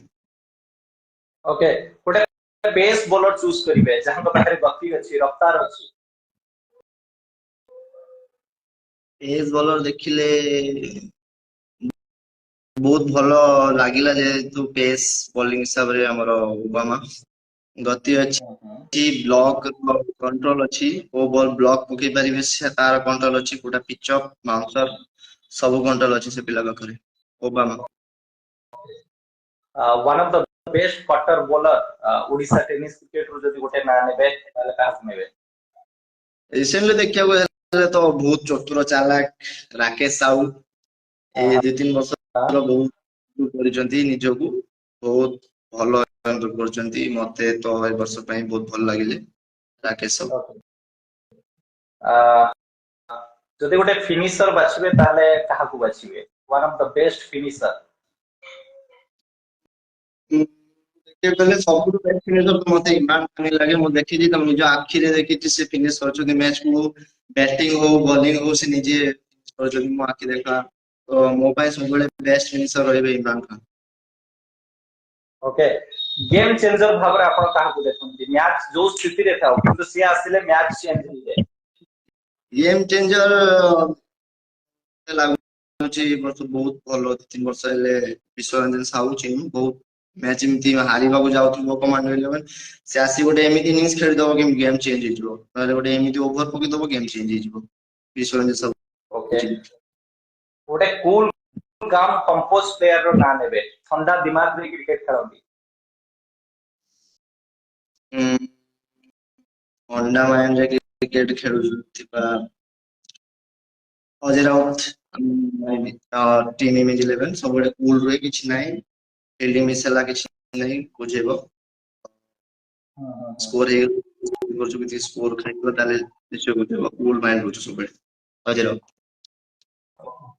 ओके गोटे एग्रेसिव प्लेयर रो ना नेबे।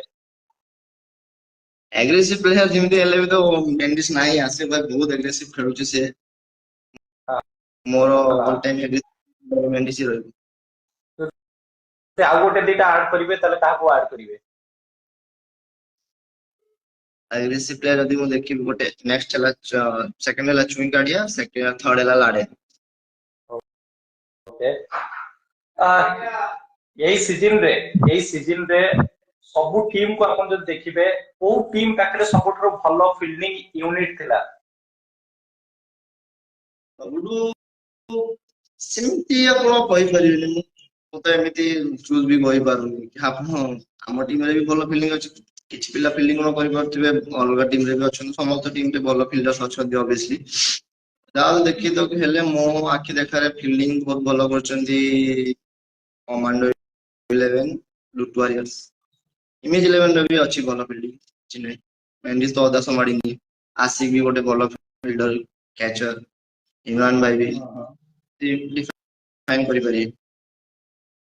टीपू सुल्तान निजे जदि निजको गोटे क्वेश्चन करिवे आज ए फिल्डर कोटिके क्वेश्चन मार्क रहिबो टीपू सुल्तान को फील्डिंग को नेकी केबे भाबंती कि फील्डिंग को आउरी मो बेटर करि पारथांती कि करिबी आगु को ना ना एटा मु जदि भी कहिबी चाहा भी जे भी कहउचंती फील्डिंग एटा गोटे माइंडसेट चेंज हो जाइछि लुटुआरिया रो गोटे कैच मिस रो से गोटे कैच मिस हाइलाइट करले लोक माने एमिति नांती कोन से पिला नांती 100 कैच को 100 कैच धरि नेबे लुटुआरिया मैच पूर्व गोटे होतला से वर्ष सीजन रे काई मो फील्डिंग रो तो किछि भी आंसर उठिनी क्वेश्चन उठिनी कि फील्डिंग में अछि से अछि एई मैच परे हमर टीम पिला आउ किछि पब्लिक अछंती सोशल मीडिया रे भी अछंती जो बहुत हाइलाइट कर देले से माइंड से जिंसटा मो माइंड रे बसियो जदि मो पार जटे फील्डिंग जाउचंती तांको लागु जे मो धरि परिनु कोन भाई तापर कोन हम सब कैच मिस करिछि गोटे मैच धरिनी कैच धरिनी गोटे माइंड से कि फील्डिंग नै भाई मो क्रिकेट खेलुछि केते वर्ष ला क्रिकेट मु काई धरि परिबि मु काहे की रहि परिबिनी लॉन्ग रन फील्डिंग करि परिबि एटा हम जेमति मु कहली कॉन्फिडेंस तुमको जदि कॉन्फिडेंस नाही मो ऊपर कॉन्फिडेंस नाही गोटे जदि मिस करली ताले मते को हां भाई तू बेटर कर कि नहीं बार बार सही कथा कहले मु देख मोठू इंप्रूव तमे अछ कि सही तो ଆପଣ ଗୋଟେ ଯଦି ପିଲା ଫିଲ୍ଡିଂ ମିସ୍ କରୁଛି କି କିଛି କରୁଛି ତାକୁ ଏତେ ବି କୁହନ୍ତୁ ନାହିଁ କି ତା ମାଇଣ୍ଡରେ ପଶିଯାଉ କି ମୁଁ ଫିଲ୍ଡିଂ କରିପାରୁନି ଇଏ ସିଏ। ଆପଣ ତ ଦେଖିଥିବେ ଏଇ ଯୋଉ ପିଲା ଓଡିଶା କ୍ରିକେଟରେ ମୋଠୁ ବି ଖରାପ ଫିଜିକ୍ ଥିବ ଯାହାର ସିଏ କଣ ଫିଲ୍ଡିଂ କରିପାରୁନା?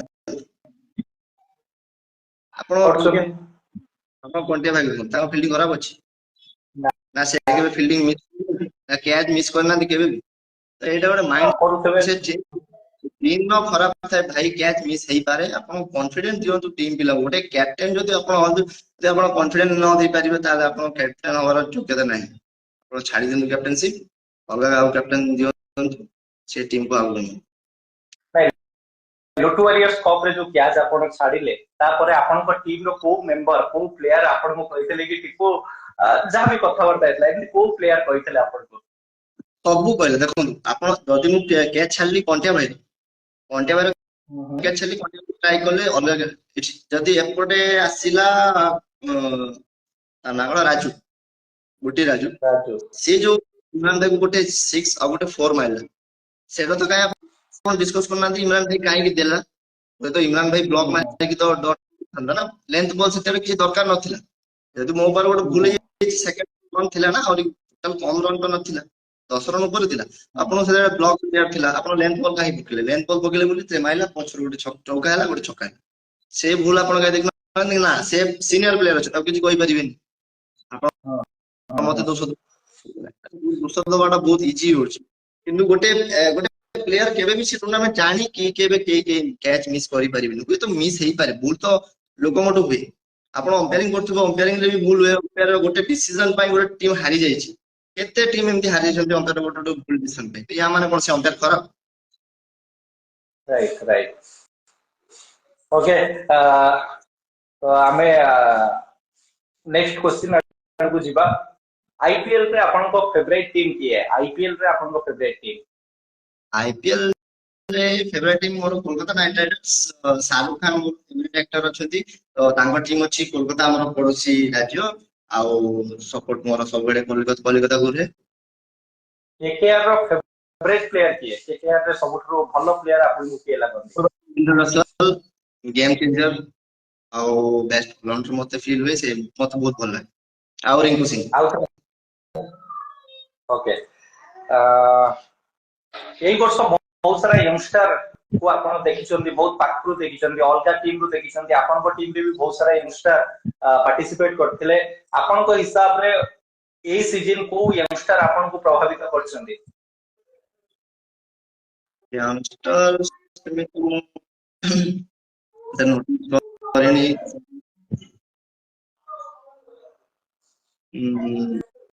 ଗୋଟେ ଅଛନ୍ତି ବଲାଙ୍ଗୀର କି ବରଗଡ଼ ସାଇଡ୍ ର ଗୋଟେ ଅଛନ୍ତି ଆପଣ ଲାଇକ୍ କରୁଥିଲେ ଦୀପକ ତାଙ୍କ ନାମ हां हां 6 ଫୁଟ ହଁ ସେ ମତେ ବହୁତ ଇମ୍ପ୍ରୁଭ ତାଙ୍କ ବ୍ୟାଟିଂ ସ୍କିଲ୍ ବହୁତ ଭଲ ଅଛି କ୍ଲାସିକ ସଟ୍ ଅଛି ପୁଲ୍ ପାୱାର ହିଟିଂ ଭଲ କରୁଛନ୍ତି ମତେ ବ୍ୟାଟ୍ସମ୍ୟାନ ହିସାବରେ ସେ ବହୁତ ଭଲ ଲାଗେ।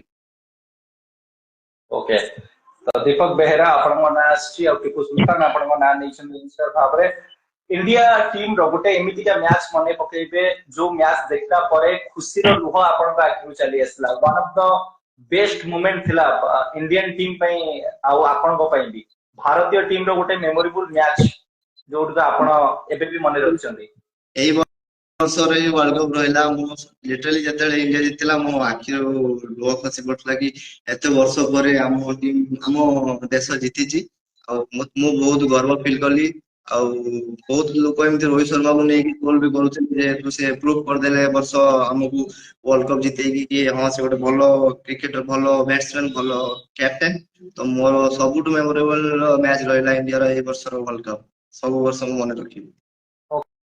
ओके हार्ट ब्रेक केबे हेतला माने मन दुख हेतला सेमति गोटे भारतीय टीम रो मैच मने पकेइबे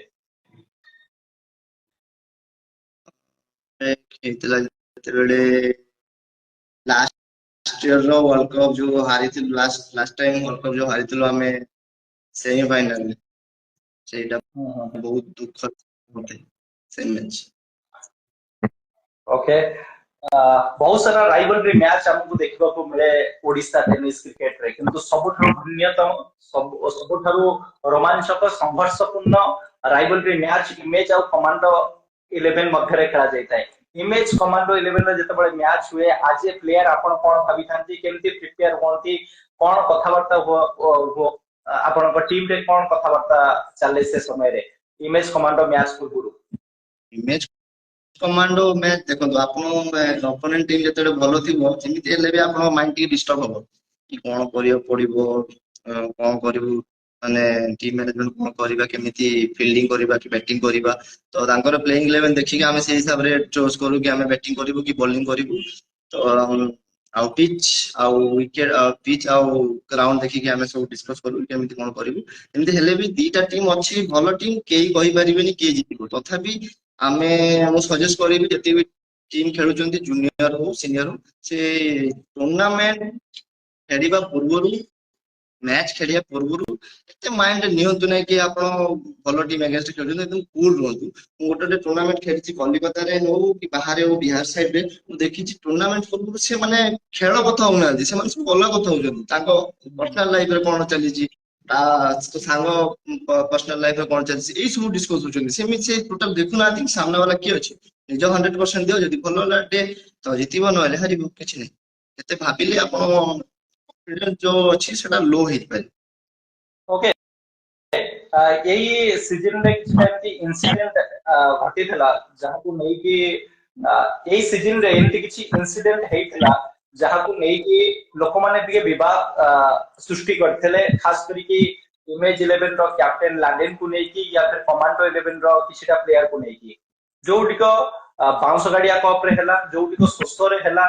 सेटा केते दूर ठीक थिला आ सेटा हबा द्वारा क्रिकेट ता हमर ऊपर को जाउची ना तळ को आछी तो आज ए प्लेयर आपन को कोन लागे लाडेन जोटी को कले कि पिनु परिडा बाबूनी जो सोसरे जो घटनाटा घटिला सेटा ठीक थिला ना भूल थिला आज ए प्लेयर ना मु एटी गोटे कथा कहया चाहिबी जदी सब सुनुचते ऑर्गेनाइजर वाला कि कोई कोनोसी डिस्ट्रिक्ट रो पब्लिक जो अछंती से जदी सुनुचते गोटे कथा सुनंतु निजो मन को नबनी खराब भाबिबे लाडेन जहा कला तर बाबुनी जहा कला कि लाडेन जहा कला सेटा आपन को खराब लागिला एग्रेसिव देखिला जोटा कहला जाओ ये करो से करो सेटा भल लागिला जदी जेतेडा हमर इंटरनेशनल खेल होची विराट कोहली जेतेडा एग्रेसिव देखौचंती से स्लैंग्स यूज करचंती सेतेडा आपन बहुत भल लागुची आम भाई अछि ये अछि तो से क्रिकेट खेलुची भाई से गोटे भलो बैट्समैन को आउट करिछि और ऑब्वियसली से एन्जॉय तो करिवो ना से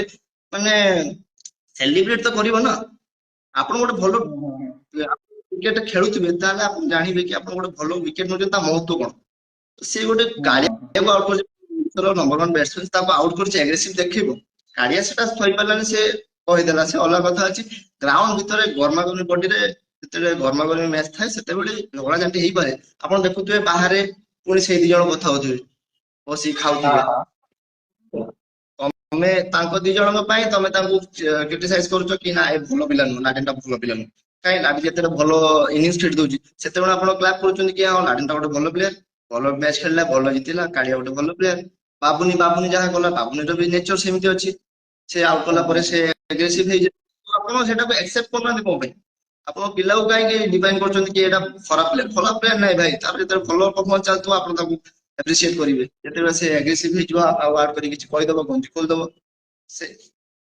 भाई ताको नेचर अछि से बॉडी गरम रोज से एमती करिवे ओके जाजपुर रे जो टूर्नामेंट हेतला जोटी आपण स्विंग कालिया आपण और इमरान खान स्विंग कालिया को नेकी पूरा पूरी डग आउट रे छाडी के आस्तले लाडेन जते बळे तांकर विकेट नेले हिरालाल मेंडिस गोटे भलो कैच करतले विकेट नेला परे किछि गाली गुलस करतले तांको आपण से पडिया भीतर थिले किछि स्लैंग यूज करतले जो पे स्विंग कालिया राजी जेतले जेतिक हमकु जणा अछि हम तो से टूर्नामेंट रे भी नथिलु एक्चुअली कोन हेतला आपण जेते एग्रेसिव ओवर एग्रेसिव हे जिवे तो स्लैंग्स तो आपण मोर बाहरी जे सेटा किछि नै इंटरनेशनल होची सब क्रिकेट होची सब टेनिस क्रिकेट फुटबॉल सब तिरे होची स्लैंग्स तो यूज होची एग्रेसिव माइंड आपन माइंड जेते गरम था एनर्जेटिक था सेतेडा आपन कंट्रोल करि परिबिना आपन माने माउथ को आपन जुबान को कंट्रोल करि परिबेनी सेते बेले जदी बाहरी गला किछि स्लैंग्स तो किछि नै आपन क्रिकेट खेलुजंती आपन सेटा नै नंतु एक्सेप्ट करनंतु हां चलो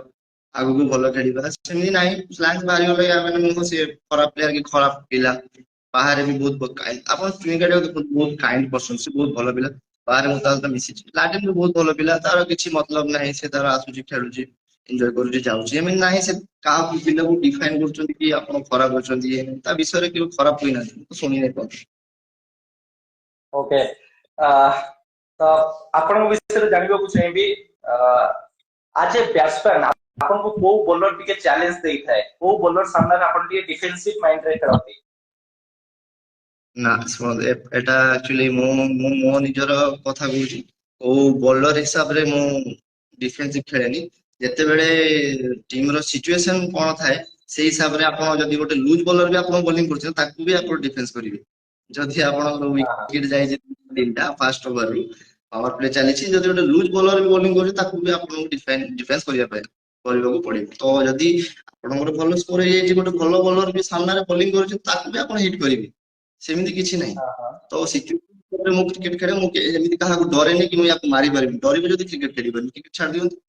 ଯିଏ ଭଲ ବି ତ କୋଉ ଭଲ ବୋଲର ବୋଲର ଅଛି ତାକୁ କୋଉ ବୋଲର ନା କୋଉ ବୋଲର କୁ ସେମିତି କୋଉ ଆପଣ ମାନେ କରୁଛି ସେମିତି ନାହିଁ, ସିଚୁଏସନ ହିସାବରେ ଯଦି ମୋର ସ୍କୋର ଭଲ ଅଛି, ମୁଁ କନଫିଡେଣ୍ଟ ଅଛି, ମୁଁ ତାକୁ ହିଟ୍ କରିବି। ଓକେ, ଆପଣଙ୍କ ଫେଭରାଇଟ ସଟ୍ ଆଜିକା ଡେଟ ରେ ଆପଣଙ୍କ ଫେଭରାଇଟ ସଟ୍ କଣ ରହିଛି? ମୋର ଫେଭରେଟ ସଟ୍ ସବୁବେଳେ ରହୁଛି ଷ୍ଟ୍ରେଟ୍ ଆଉ ସର୍ଟ ଆର୍ମ ପୁଲ୍, ଯୋଉଟା ମୁଁ ମାରେ ବଲକୁ ୱେଟ୍ କରିକି, କଟର ୱେଟ୍ କରିକି ତାପରେ ମୁଁ ପୁଲ୍ ଖେଳେ, ସେଟା ମୋର ବହୁତ ଫେଭରେଟ ସଟ୍ ଆଉ କନଫିଡେନ୍ସ ସଟ୍। ଓକେ, ଆପଣଙ୍କ ଫେଭରାଇଟ ନମ୍ବର କଣ ରହିଛି, କୋଉ ନମ୍ବର ଆପଣଙ୍କ ପାଇଁ ଲକି? ମୋ ସାନ ବେଳରୁ ଯେତେବେଳେ ମୁଁ ଇମେଜ୍ ଖେଳୁଥିଲି ସେତେବେଳୁ ମୋର 01 ଗୋଟେ ଫେଭରେଟ ନମ୍ବର ରହିଯାଇଛି, ତ ଏବେ ବି ମୋର ଫେଭରେଟ ନମ୍ବର 01 ଅଛି, ମତେ ବହୁତ ଭଲ ଲାଗେ। ଓକେ, ଏବେ ଆପଣଙ୍କୁ ବାଛିବାକୁ ପଡିବ ଏଇ ସିଜନ ର top 3 batter, number 1, number 2, number 3। ଏଇ ସିଜିନ ର ଟପ୍ 3 ବ୍ୟାଟର ଯଦି ହେଲେ, ଫାର୍ଷ୍ଟ ରଖିବି ମେଣ୍ଡିସ୍, ବହୁତ ସ୍କୋର କରିଛି ଏ ସିଜନରେ। ବିଶ୍ୱରେନ୍ଦ୍ର ସାହୁ, ଚିନୁ, ଆଉ ମତେ ଯାହା ଲାଗୁଛି ଇଞ୍ଜ ପ୍ରସାଦ କଣ୍ଟିଆ ଭାଇ ବହୁତ ଭଲ ଓକେ, ପରଫର୍ମାନ୍ସ କରିଛନ୍ତି ବ୍ୟାଟର। ଏଇ ତିନୋଟି ବ୍ୟାଟରଙ୍କ ନାଁ ଆପଣ ନେଲେ, ମୁଁ ଭାବୁଥିଲି କି ରାକେଶ ଜେନାକୁ ଆପଣ ଆଡ କରିବେ, କାହିଁକିନା ଏ ସିଜନ ବି ସେ ବହୁତ ଭଲ ରନ୍ ବନେଇଛନ୍ତି। କିନ୍ତୁ ଚାଲନ୍ତୁ, ଆପଣ ମେଣ୍ଡିସ୍, ଖଣ୍ଟିଆ ଆଉ ବିଶ୍ୱରଞ୍ଜନ ସାହୁଙ୍କ ନାଁ ନେଲେ, କାହାକୁ ଟିକେ ବୋଲିଂ କରିବା ପାଇଁ ଅସୁବିଧାର ସମ୍ମୁଖୀନ କରିବାକୁ ପଡିବ? ଏଇ ତିନୋଟି ବ୍ୟାଟରଙ୍କ ଭିତରୁ ସବୁଠାରୁ ଡେଞ୍ଜର କିଏ ଆପଣଙ୍କୁ ଲାଗନ୍ତି, ମେଣ୍ଡିସ୍, ଖଣ୍ଟିଆ ନା ବିଶ୍ୱରଞ୍ଜନ ସାହୁ? ମତେ ସବୁଠୁ ବେଶୀ ଡେଞ୍ଜର ମାନେ ମୁଁ ଫିଲ୍ ହୁଏ କି ଏ ବ୍ୟାଟ୍ସମ୍ୟାନ ଟା ଟିକେ ଭଲ ଖେଳିପାରେ, ତାହେଲେ ହେଲା ବିଶ୍ୱରଞ୍ଜନ ସାହୁ, ତାପରେ ଯଦି ଆସିବ କଣ୍ଟିଆ, ତାପରେ ମେଣ୍ଡିସ୍। ଓକେ, ଏବେ top 3 bowler Odisha tennis cricketer number 1, number 2, number 3 Tipu Sultan କହିବେ।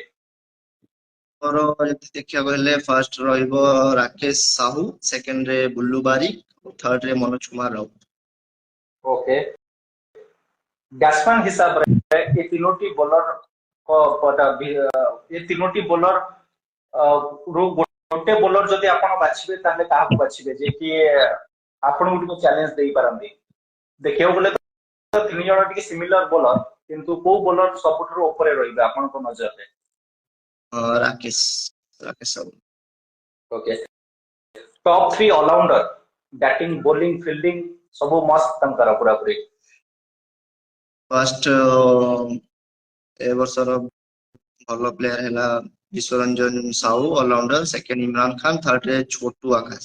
ତାର ଫିଲ୍ଡିଂ, ବୋଲିଂ, ବ୍ୟାଟିଂ ବହୁତ ଆଟ୍ରାକ୍ଟିଭ ଅଛି, ଆଉ ବହୁତ ଆଗ୍ରେସିଭ ପ୍ଲେୟାର ବି ସେ ଅଛି, ଜୋସିଲା ପ୍ଲେୟାର। ଓକେ, ବହୁତ ସାରା ଟୁର୍ଣ୍ଣାମେଣ୍ଟ ଖେଳିଛନ୍ତି, लगभग ଓଡିଶାର ପ୍ରତ୍ୟେକ ଟୁର୍ଣ୍ଣାମେଣ୍ଟ ଇମେଜ 11 ଖେଳିଛି, ଟିପୁ ସୁଲତାନ ବି ଖେଳିଛନ୍ତି। ତ ଏଇ ସିଜନ ର ତିନୋଟି ଟୁର୍ଣ୍ଣାମେଣ୍ଟ ଆପଣଙ୍କୁ ଚୁଜ କରିବାକୁ ପଡିବ। ଏଇ ବର୍ଷ ଦେଖିବାକୁ ଗଲେ, ଦେଖନ୍ତୁ ଆପଣ ଯଦି କହୁଛନ୍ତି ତିନିଟା ଟୁର୍ଣ୍ଣାମେଣ୍ଟ, ତ ହୁଏତ ଅଲଗା ଟୁର୍ଣ୍ଣାମେଣ୍ଟ ୟା ମାନେ ନାହିଁ କି ଖରାପ ଅଛି, ସବୁ ଟୁର୍ଣ୍ଣାମେଣ୍ଟ ବହୁତ ଭଲ ଅଛି, ବହୁତ ଭଲ ଗେମ୍ କରୁଛନ୍ତି, ଟୁର୍ଣ୍ଣାମେଣ୍ଟ କୁ ଆଗକୁ ନଉଛନ୍ତି, ଆଟ୍ରାକ୍ଟ କରୁଛନ୍ତି ଲୋକଙ୍କୁ, ସବୁ ଡିଷ୍ଟ୍ରିକ୍ଟ କି ପାର୍ଟିସିପେଟ କରନ୍ତୁ, ସବୁ ଟୁର୍ଣ୍ଣାମେଣ୍ଟ ଭଲ ଅଛି। କିନ୍ତୁ ଟପ୍ 3 ଟୁର୍ଣ୍ଣାମେଣ୍ଟ ଯଦି ବି ହେଲା, ମୁଁ ରଖିବି, ଫାର୍ଷ୍ଟ ରଖିବି ଟପ୍ 3 ରଖିବି ବାଗୁଡିଆ, ସୁକୁନେଇ ଆଉ ସୁନ୍ଦର। ଓକେ, सुकुने प्रीमियर लीग एमती गोटे लीग जो प्रत्येक टीम जितिबा पई चाहिए किंतु इमेज 11 रो ए पर्यंत सेठी खाता खोलिनी सुकुने प्रीमियर लीग रे टिके अधिका प्रेशर पड़े आसे कना अधिका सपोर्ट मिले इमेज 11 को सेटिका क्राउड इमेज 11 रो टिके अधिका आशा करिथाय किंतु इमेज 11 सेटिका डिलीवर करि पारनी गत वर्ष आपन टीम भलो खेलितला किंतु फाइनल जे पहुंची पारलानी तो कोन हुए एक्चुअली एसपीएल रे अधिका प्रेशर नहीं जानती प्लेयर माने ହଁ ଦେଖନ୍ତୁ ଆପଣ ଯେତେ ଭଲ ଟୁର୍ଣ୍ଣାମେଣ୍ଟ ଖେଳୁଛନ୍ତି ଭଲ ପ୍ରେସ ମାନେ ଟିକେ ପ୍ରେସର ତ ଆସିବ ପ୍ଲେୟର ଉପରେ ଟିକେ ପ୍ରେସର ଆସିବ କିନ୍ତୁ ଯଦି ଆମେ ମତେ ଲାଗୁଛି ସୁକୁନାଇ ହେଲା ବେଳକୁ ଟିକେ କନଫିଡେଣ୍ଟ ଡାଉନ ହେଇଯାଉଛି କି କଣ ହଉଛି କିଛି ନାହିଁ ଆମ ପିଲାଙ୍କର ପରଫର୍ମାନ୍ସ ପୁରା ଖରାପ ରହୁଛି ଇନକ୍ଲୁଡିଂ ମୋର ବି ସବୁ ବର୍ଷ 2 ବର୍ଷ ହେଲାଣି ସେଠି ଆମର ପରଫର୍ମାନ୍ସ ଟିକେ ଖରାପ ରହୁଛି ସେମିତି କିଛି ନାହିଁ ଯେ ଆମେ ଚେଷ୍ଟା କରୁଛୁ ସୁକୁନାଇ ଟୁର୍ଣ୍ଣାମେଣ୍ଟ ଟା ଚମ୍ପିୟନ ହବୁ ଟୁର୍ଣ୍ଣାମେଣ୍ଟ ତ ବହୁତ ଭଲ ଅଛି ସମସ୍ତଙ୍କ ଟିମ୍ ଟୁର୍ଣ୍ଣାମେଣ୍ଟ ଚମ୍ପିୟନ ହବା ପାଇଁ ସୁକୁନାଇ ଆଉ ବାଗିଡିଆ ତ ଏ ବର୍ଷ ଆମେ ଚେଷ୍ଟା କରିବୁ ସେ ଟୁର୍ଣ୍ଣାମେଣ୍ଟ କୁ ଚମ୍ପିୟନ ହବା ପାଇଁ ଆଉ ସେମିତି କିଛି ନାହିଁ ପ୍ରେସର ଏତେ ବି ନାହିଁ ଟୁର୍ଣ୍ଣାମେଣ୍ଟ ବଡ ଖେଳିଲେ ପ୍ରେସର ତ ଟିକେ ରହିବ ଆଉ ଯେମିତି हाँ हाँ କୁହାଯାଏ ସବୁବେଳେ ବ୍ୟାଟ୍ ପରଫର୍ମାନ୍ସ ଥାଏ ତ ଖରାପ ଖେଳିଲୁ ତ ଖରାପ ହାରିବୁ ओके गोटे प्रेशर गेम मु आपन मने पकेबी बाउंस गडिया cup last over thriller Ranjit Mahant पिलाडू सामना रे चित्री विकास से जो मोमेंट थिला से जो लास्ट बॉल हिट कले स्टॉम को तापरे जो माने हिंदी में कहले कि खुशी का इजहार जिस तरीके से इमेज 11 के लड़कों ने किया वो मोमेंट कैसा था आपके लिए हाँ वो मोमेंट तो बहुत ମାନେ ସେ ମୋମେଣ୍ଟ ବହୁତ ଭଲ ଥିଲା କାରଣ ମତେ ଏଇଟା ଫିଲ୍ ହଉଥିଲା କି ଲାଷ୍ଟ ବଲ୍ ଅଛି 4 ରନ୍ସ ଅଛି ଯଦି ବୋଲିଂ ଏଣ୍ଡରେ ପିଲାଡୁ ଅଛି ନା ତ ସେ କିଛି ବି କରିପାରିବ ମତେ ତା ଉପରେ ବହୁତ କନଫିଡେଣ୍ଟ ଥାଏ ଯେହେତୁ ତାର ପେସ୍ ଅଛି ଆଉ ତାର ଲେନ୍ଥ ବହୁତ ଭଲ ଅଛି ତ ତାର ସବୁଠୁ ବେଷ୍ଟ କ୍ୱାଲିଟି ମତେ ଲାଗିଲା ସେ ବ୍ଲକ୍ ଟାକୁ ବହୁତ ଭଲ କଣ୍ଟ୍ରୋଲ କରେ ତ ମତେ हाँ हाँ ଯେମିତି ଫିଲ୍ ହେଲା ଯେତେ ଗରମ ହଉଥିଲା ସେ ମାହୋଲ ଟା ମତେ ଲାଗୁଥିଲା ଏ ବଲ୍ ଟା ସେ ଡଟ୍ କରିଦବ ଯେମିତି ସେ ପୁରା ୱିକେଟ କୁ ବଲ୍ ପକେଇଲା ୱିକେଟ ଯେତେବେଳେ ଉଡିଗଲା ତ ସେତେବେଳେ ଗରମରେ ସବୁ ଛିଡିକି ପଳେଇ ଆଇଲେ ସବୁ ଗ୍ରାଉଣ୍ଡ ଭିତରକୁ ମାନେ ଗଞ୍ଜି ଖୋଲିଦେଲେ ଆକ୍ଚୁଆଲି ଗଞ୍ଜି ଖୋଲିବା କଥା ନୁହଁ କିନ୍ତୁ କର୍ମାଗରରେ ଗୋଟେ ଏନ୍ଜୟମେଣ୍ଟ ପାଇଁ ସେ ଆଉ କଣ୍ଟ୍ରୋଲ କରିପାରିଲେ ନିଜକୁ ତ ସେଇ ଟୁର୍ଣ୍ଣାମେଣ୍ଟ ବହୁତ ମୋର ମେମୋରେବଲ ବି ରହିଛି ଆଉ ପିଲାଡୁ ବି ହଁ ପିଲାଡୁ ବିଷୟରେ କହିବି ପିଲାଡୁ ବି ବହୁତ ଗୋଟେ ଭଲ ଏନର୍ଜେଟିକ ପ୍ଲେୟାର ଗୋଟେ ଭଲ ଫିଲ୍ଡର ବୋଲର ବ୍ୟାଟିଂ ବି ଠିକ ଠାକ କରିନିଅନ୍ତି ଆଉ ପିଲାଡୁ ବି ମୋର ଗୋଟେ ଫେଭରେଟ ପ୍ଲେୟାର ଭିତରେ ଆସୁଛନ୍ତି ଆଉ ବହୁତ କାଇଣ୍ଡ ओके ପିଲା ବହୁତ ହେଲ୍ପ ସେଇ ଟୁର୍ଣ୍ଣାମେଣ୍ଟ ର ଫାଇନାଲ ମ୍ୟାଚ୍ ଛୋଟୁ ଆକାଶ ସେ ଛକା ଲଗେଇକି ମ୍ୟାଚ୍ ଜିତେଇବା ଇମେଜ 11 ର ସ୍ୱପ୍ନ ସେଠି ଚୁରମାର ହବା ଫାଇନାଲ ମ୍ୟାଚ୍ ଯୋଉଠି ଲମ୍ଭକ ଆପଣ ମ୍ୟାଚ୍ ଜିତିବା ପରିସ୍ଥିତିରେ ଥିଲେ କିନ୍ତୁ ଛୋଟୁ ଆକାଶ ଏମିତି କିଛି କଲେ ତ ଛୋଟୁ ଆକାଶ ଭଳି ପ୍ଲେୟାର ଯେତେବେଳେ ସାମ୍ନାରେ ଥାଆନ୍ତି ଅପୋନେଣ୍ଟ ଟିମ୍ ଉପରେ ଟିକେ ପ୍ରେସର ଥାଏ କି ନାଇଁ ଏ ପ୍ଲେୟାର ଅଛି ମାନେ ମ୍ୟାଚ୍ ସରିନି ତ ଛୋଟୁ ଆକାଶଙ୍କ ବିଷୟରେ ଆପଣ କଣ କହିବେ ଆଉ ସେ ଫାଇନାଲ ମ୍ୟାଚ୍ ର ଅନୁଭୂତି କଣ ରହିଥିଲା ଆପଣ ଏମିତି ସବୁ ଟିମରେ ଗୋଟେ ଗୋଟେ ଏମିତି ଇମାଜିନ ପ୍ଲେୟାର ଥାନ୍ତି ଏତେ ମାନେ ଭଲ ପ୍ଲେୟାର ଥାନ୍ତି କି ଆପଣଙ୍କୁ ଭାବିବାକୁ ପଡିବ କେମିତି ଆଉଟ କରିବୁ କେମିତି ତାକୁ ଡଟ୍ କରିବୁ ଆଉ ସେମିତି ଲୁଟୁଆରିଆର ଗୋଟେ ପିଲା ସେ ଥିଲେ ଛୋଟ ଆକାଶ ଯେ ବହୁତ ଭଲ ପ୍ଲେୟାର ବଲାଙ୍ଗୀର ଭଲ ଭିତରେ ସେ ଆସିବେ ଆଉ ସେ ବ୍ୟାଟିଂ କରୁଥିଲେ ମତେ ବି 50-50 ଲାଗୁଥିଲା କଣ ହବ ଏପଟେ ବି ଇମାନ ବେଷ୍ଟ ଅଲରାଉଣ୍ଡର ସେ ବି ବେଷ୍ଟ ଅଲରାଉଣ୍ଡର ଆଉ ଇମାନ ବୋଲିଂ କରୁଛି ଏ ବି ଭଲ ବ୍ୟାଟ୍ସମ୍ୟାନ ତ ମତେ ଟିକେ 50-50 ଲାଗୁଥିଲା କଣ କରିବେ ଇମରାନ ଭାଇ ଲାଷ୍ଟ ବଲ୍ ଟା ବ୍ଲକ୍ ପଡିବ କି କଣ ପଡିବ ଲେନ୍ଥ ବଲ୍ ତ ଯେହେତୁ ତାର ଟିକେ ବ୍ୟାଡ ଡେ ଥିଲା ଇମରାନ ଭାଇର ତ ବଲ୍ ଟା ଲୋ ଫୁଲଟସ୍ ପଡିଗଲା ଆଉ ଫୁଲଟସ୍ ପଡିଲେ ତ ବ୍ୟାଟ୍ସମ୍ୟାନ ଛାଡିବ ହିଁ ନାହିଁ ଆଉ ଛୋଟ ଆକାଶ ବଢିଆ ବ୍ୟାଟ୍ସମ୍ୟାନ ତ 100% ଛକା ମାରିବ ଏମିତି ହେଲେ ବି ସେ ଫୁଲଟସ୍ ବଲ୍ ପଡିଲା ଆଉ ଛୋଟ ଆକାଶ ଛକା ମାରିଲେ ଆଉ ସେ ଜିତିଲେ ମତେ ବି ଭଲ ଲାଗିଲା କିଛି ନାହିଁ ଆମେ ଗୋଟେ ଭଲ ଟିମ୍ କୁ ହରେଇକି ଆମେ ଫାଇନାଲ ଗଲୁ ସେ ଟିକେ ଆମକୁ 10% ଭଲ ଖେଳିଲେ ସେ ଟୁର୍ଣ୍ଣାମେଣ୍ଟ ଜିତିଲେ ओके ଶୋଷ ଟୁର୍ଣ୍ଣାମେଣ୍ଟ ଯୋଉଠି ମାନେ ଟିପୁ ସୁଲତାନ ଷ୍ଟ୍ରାଇକ ରେ ଥିଲେ ଟିପୁ ସୁଲତାନ ସାହେବ ପରେ ଷ୍ଟ୍ରାଇକ କୁ ଗଲେ ବାବୁନି ଲାଷ୍ଟ ଓଭର ପକଉଥାନ୍ତି ଯଦି ଗୋଟେ ଛକା ଆପଣ ଲଗେଇ ଦେଇଥାନ୍ତେ ମ୍ୟାଚ୍ ଆପଣଙ୍କ ହାତରେ କିନ୍ତୁ ଛକା ଲାଗିଲା ନାହିଁ ବାବୁନି ପୁଣି ଆଉ ଥରେ ମାନେ ଇମେଜ 11 ସାମ୍ନାରେ ତାଙ୍କର ଭଲ ଲାଷ୍ଟ ଓଭର ଆସିଲା ତ ଟିକେ ମନ ଦୁଃଖ ହେଇଥିଲା କି ନାଇଁ ୟାର ମ୍ୟାଚ୍ ମୋ ହାତରେ ଥିଲା ଯଦି ଗୋଟେ ହିଟ୍ ଲାଗି ଯାଇଥାନ୍ତା ତାହେଲେ ନିଜ ମାଟି ଉପରେ ଦେଖିବାକୁ ଗଲେ ଲୋକାଲ ଟୁର୍ଣ୍ଣାମେଣ୍ଟ ଆପଣଙ୍କର ତ ସେଇ ଯୋଉ ସିଚୁଏସନ ଯୋଉ କମାଣ୍ଡୋ 11 ଯୋଉ ଟାଇପ ର ସେଲିବ୍ରେସନ ବି କଲା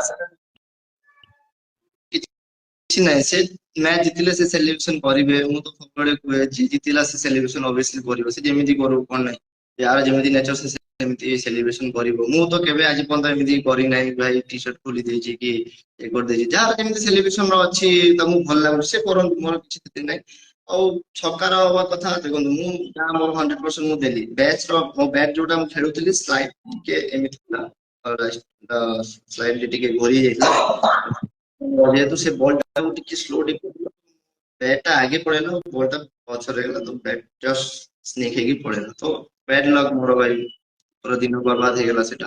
ଯଦି ଛକା ଲାଗି ଯାଇଥିଲେ ମତେ ଭଲ କହିଥାନ୍ତେ, ତାକୁ ଖରାପ କହିଥାନ୍ତେ। ସେମିତି ମୁଁ ଆଉଟ୍ ହେଇଗଲି ତାକୁ ଭଲ କହିଲେ, ସେମିତି ଲୋକଙ୍କ କାମ ଅଛି ଭାଇ କହିବେ। ସେ ଯିଏ ତାଙ୍କୁ ଦରକାର ଭାଇ ରେଜଲ୍ଟ, ସେ କିଛି ବୁଝିବେନି ତମେ ଖରାପ ଖେଳୁଛ ଏମିତି କଣ କରୁଛ, ସେ କିଛି ବୁଝିବେନି। ତମକୁ ଏକ୍ସେପ୍ଟ କରିବାକୁ ପଡିବ। ତମ ଗୋଟେ ପ୍ଲେୟାର ଅଛ, ଯଦି ଏଇଟା ଯଦି ସହିବା ଶକ୍ତି ନାହିଁ ତାହେଲେ ଆଉ କଣ କହିବି।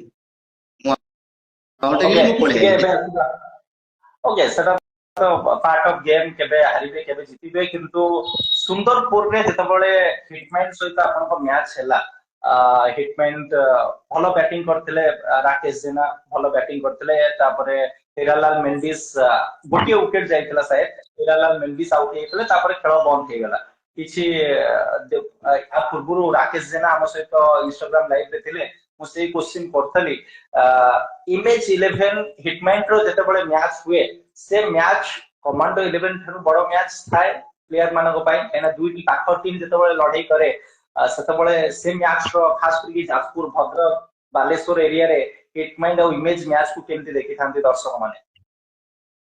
ମୁଁ ଯେତେବେଳେ ସାନ ଥିଲି ସେତେବେଳୁ ଶୁଣୁଛି ହିଟମ୍ୟାନ ଇମେଜ, ହିଟମ୍ୟାନ ଇମେଜ। ଯେତେବେଳେ ମୁଁ ନୂଆ ନୂଆ ଖେଳୁଥିଲି, ଅବଭିୟସଲି ଏତେ ବର୍ଷ ପୁରୁଣା ଟିମ୍ ହେଲାଣି ଦିଟା, ଯୋଉ ଦିଟା ଟିମ୍ ଟକରା ଟକରି ହୁଏ ସବୁବେଳେ ଭଦ୍ରକରେ। ଆଉ ଏବେ ବି ଯଦି ସେ ଖେଳୁଛନ୍ତି ଦି ଜଣ ଟକରା ଟକରି, ତ ଅବଭିୟସଲି ରାଇଭାଲି ତ ଅଲଗା ପ୍ରକାର ହବ। ଭଦ୍ରକ ଡିଷ୍ଟ୍ରିକ୍ଟ ହଉ, ପୁରା ଅଲ ଓଡିଶା, ପୁରା ଅଲ ଓଡିଶାରେ ଜଣା ପଡିଗଲାଣି କି ଇମେଜ ହିଟମ୍ୟାନ ର ତ ଅଲଗା ରାଇଭାଲି। ଟିମ୍ ଅଛି, ଖେଳିବା କଥା ଖେଳୁଛୁ। ଆଉ ଟିମ୍ ମ୍ୟାଚ୍ ପରେ ବି ସବୁ ଭଲ ଅଛନ୍ତି, ସମସ୍ତେ ମିଶାମିଶି କରୁଛନ୍ତି, ତାଙ୍କ ନାମ ଅନୁସାରେ କଥା ହଉଛନ୍ତି।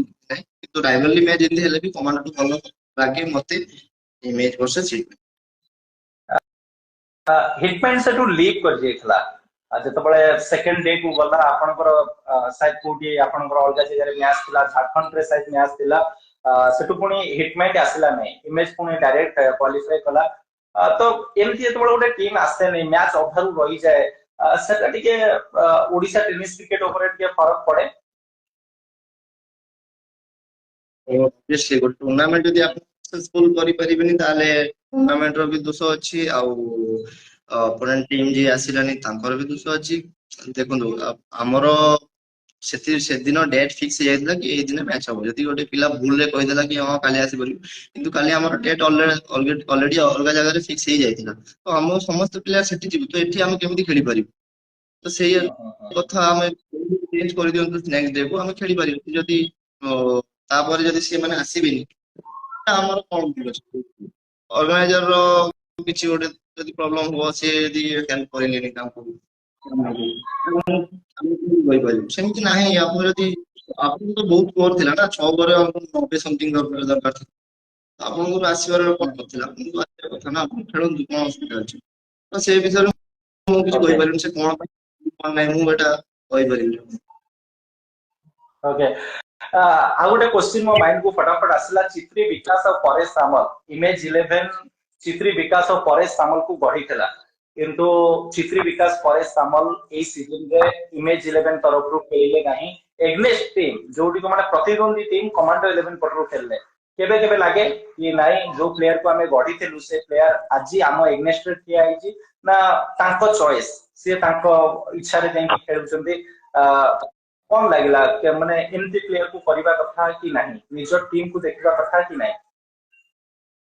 ହଁ ସେଟା ବି ଗୋଟେ ପ୍ରକାର ଠିକ କଥା କହିଲେ ଆପଣ, କିନ୍ତୁ ମୁଁ କହିବି ଯଦି ଆପଣ ଧରନ୍ତୁ ଆପଣ ଗୋଟେ ଚାକିରି କରୁଛନ୍ତି, ସେଠି ଯଦି ଆପଣଙ୍କୁ ସାଟିସ୍ଫାକ୍ସନ ମିଳୁନି, ଆପଣଙ୍କୁ ଭଲ ସାଲାରୀ ମିଳୁନି କି କଣ କିଛି ହଉନି, ଆପଣଙ୍କ ଅସୁବିଧା ହଉଛି, ତାହେଲେ ଆପଣ ସେଇ ରିଜନ ରେ ଛାଡି ପାରିବେ ଅଲଗା ଜାଗା ଯୋଉଠି ଆପଣଙ୍କୁ ଭଲ ଗ୍ରୋଥ ମିଳିବ, ଯୋଉଠି ଆପଣଙ୍କୁ ଭଲ ଲାଗୁଛି ସେଇଠି ଆପଣ ଯିବେ। କିନ୍ତୁ ତାଙ୍କୁ ଯଦି ଆମ ଟିମକୁ ଯଦି କିଛି ଭଲ ଲାଗିନଥିବ କି କିଛି ଅଲଗା ରିଜିନ ଥିବ, ପର୍ସନାଲ ରିଜିନ ଥିବ, ସେ ସେଇ ରିଜିନରେ ଛାଡିକି କମାଣ୍ଡୋ 11 ଜଏନ କରିଥିବେ ନା। ଆପଣ କ୍ରିକେଟ ଖେଳିବେ ଜବରଦସ୍ତି ଆଉ ଖେଳି ପାରିବେନି ନା। ତ ତାଙ୍କ ଇଚ୍ଛା ଥିଲା ସେଥିପାଇଁ, ତ ମତେ ଲାଗୁଛି ଆଉ ତାଙ୍କର ଇଚ୍ଛା ଥିଲା ବୋଧେ କମାଣ୍ଡୋ ଟିମ୍ 11 ରେ ଖେଳିବା ପାଇଁ। ସେ ଗୋଟେ ଭଲ ଟିମ୍, ଆଉ ସେ ସେପଟେ ପଳେଇଲେ। ତ ଯେମିତି ହେଲେ ବି ଗୋଟେ ଗୋଟେ 50% ବି ରହେ ଗୋଟେ ଟିମ ର। ଯଦି ଆପଣ ଗୋଟେ ଟିମ୍ ଆପଣ ଗୋଟେ ଷ୍ଟେଜରେ ଦେଇଛି, ଗୋଟେ ଆପଣ ଲେଭେଲକୁ ଦେଇଛି, ଟିମ୍ ଆପଣଙ୍କୁ ବହୁତ ବର୍ଷ ଦେଇଛି, ଆପଣଙ୍କୁ ଖେଳେଇଛି ନିଜ ସହିତ, ତ ଯିବା କଥା ନୁହେଁ। ମୁଁ ତ ଆଜି ପର୍ଯ୍ୟନ୍ତ ଯାଇନାହିଁ ଭାଇ, ମୁଁ ନିଜ କଥା କହୁଛି। ମୋର ବି ବହୁତ ପ୍ରୋବ୍ଲେମ ହଉଛି ପର୍ସନାଲ ଝଗଡା ଝାଣ୍ଟି ଇଏ ସେ ସବୁ ଟିମରେ ହଉଛି। କୋଉ ଟିମ୍ ଏମିତି ପରଫେକ୍ଟ ଟିମ୍ ନାହିଁ କି ଭାଇ ସମସ୍ତ ପ୍ଲେୟାର ସହିତ ମୋର ଭଲ ଦିନ ଅଛି ଇଏ ସିଏ ନାହିଁ। 19-20 ହବ ତମକୁ ଟିକେ ମାଇଣ୍ଡ ମ୍ୟାଚୁର କରି ଯଦି ତମେ ରହିବ, ଗୋଟେ ଟିମ୍ ତମକୁ ନେଇଛି ଏତେ ବର୍ଷ, ଆଗକୁ ବି ନେଇପାରିବ, ତ ତା ସହିତ ହିଁ ରୁହ ନା। କାହିଁକି ଲୋୟାଲ ରୁହ, କାହିଁକି ଏପଟ ସେପଟ ରହୁଛ।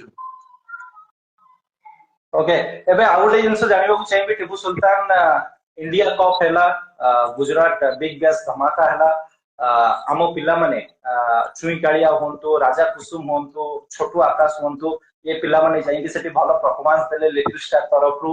ତ ଆପଣଙ୍କୁ ଆପଣ କେମିତି ଦେଖନ୍ତି ଆଜିକା ଡେଟରେ ଆମ ଓଡିଶାରେ ଯୋଉ ପ୍ଲେୟାର ମାନେ ଅଛନ୍ତି, ତାଙ୍କ ଭିତରେ ଯୋଉ କାପାବିଲିଟି ଅଛି, ଯୋଉ କାବିଲିୟତ ଅଛି, ଆଗାମୀ ଯୋଉ ୟଙ୍ଗଷ୍ଟର ମାନେ ଆସୁଛନ୍ତି ତାଙ୍କୁ ଆହୁରି ମେହନତ କରିବା ଦରକାର। କାହିଁକିନା ସେ ଷ୍ଟେଜରେ ପହଞ୍ଚିବା ପାଇଁ ପ୍ଲେୟାର ମାନଙ୍କୁ ଆଉ ଟିକେ ବେଟର ତୈୟାରୀ କରିବା ଦରକାର।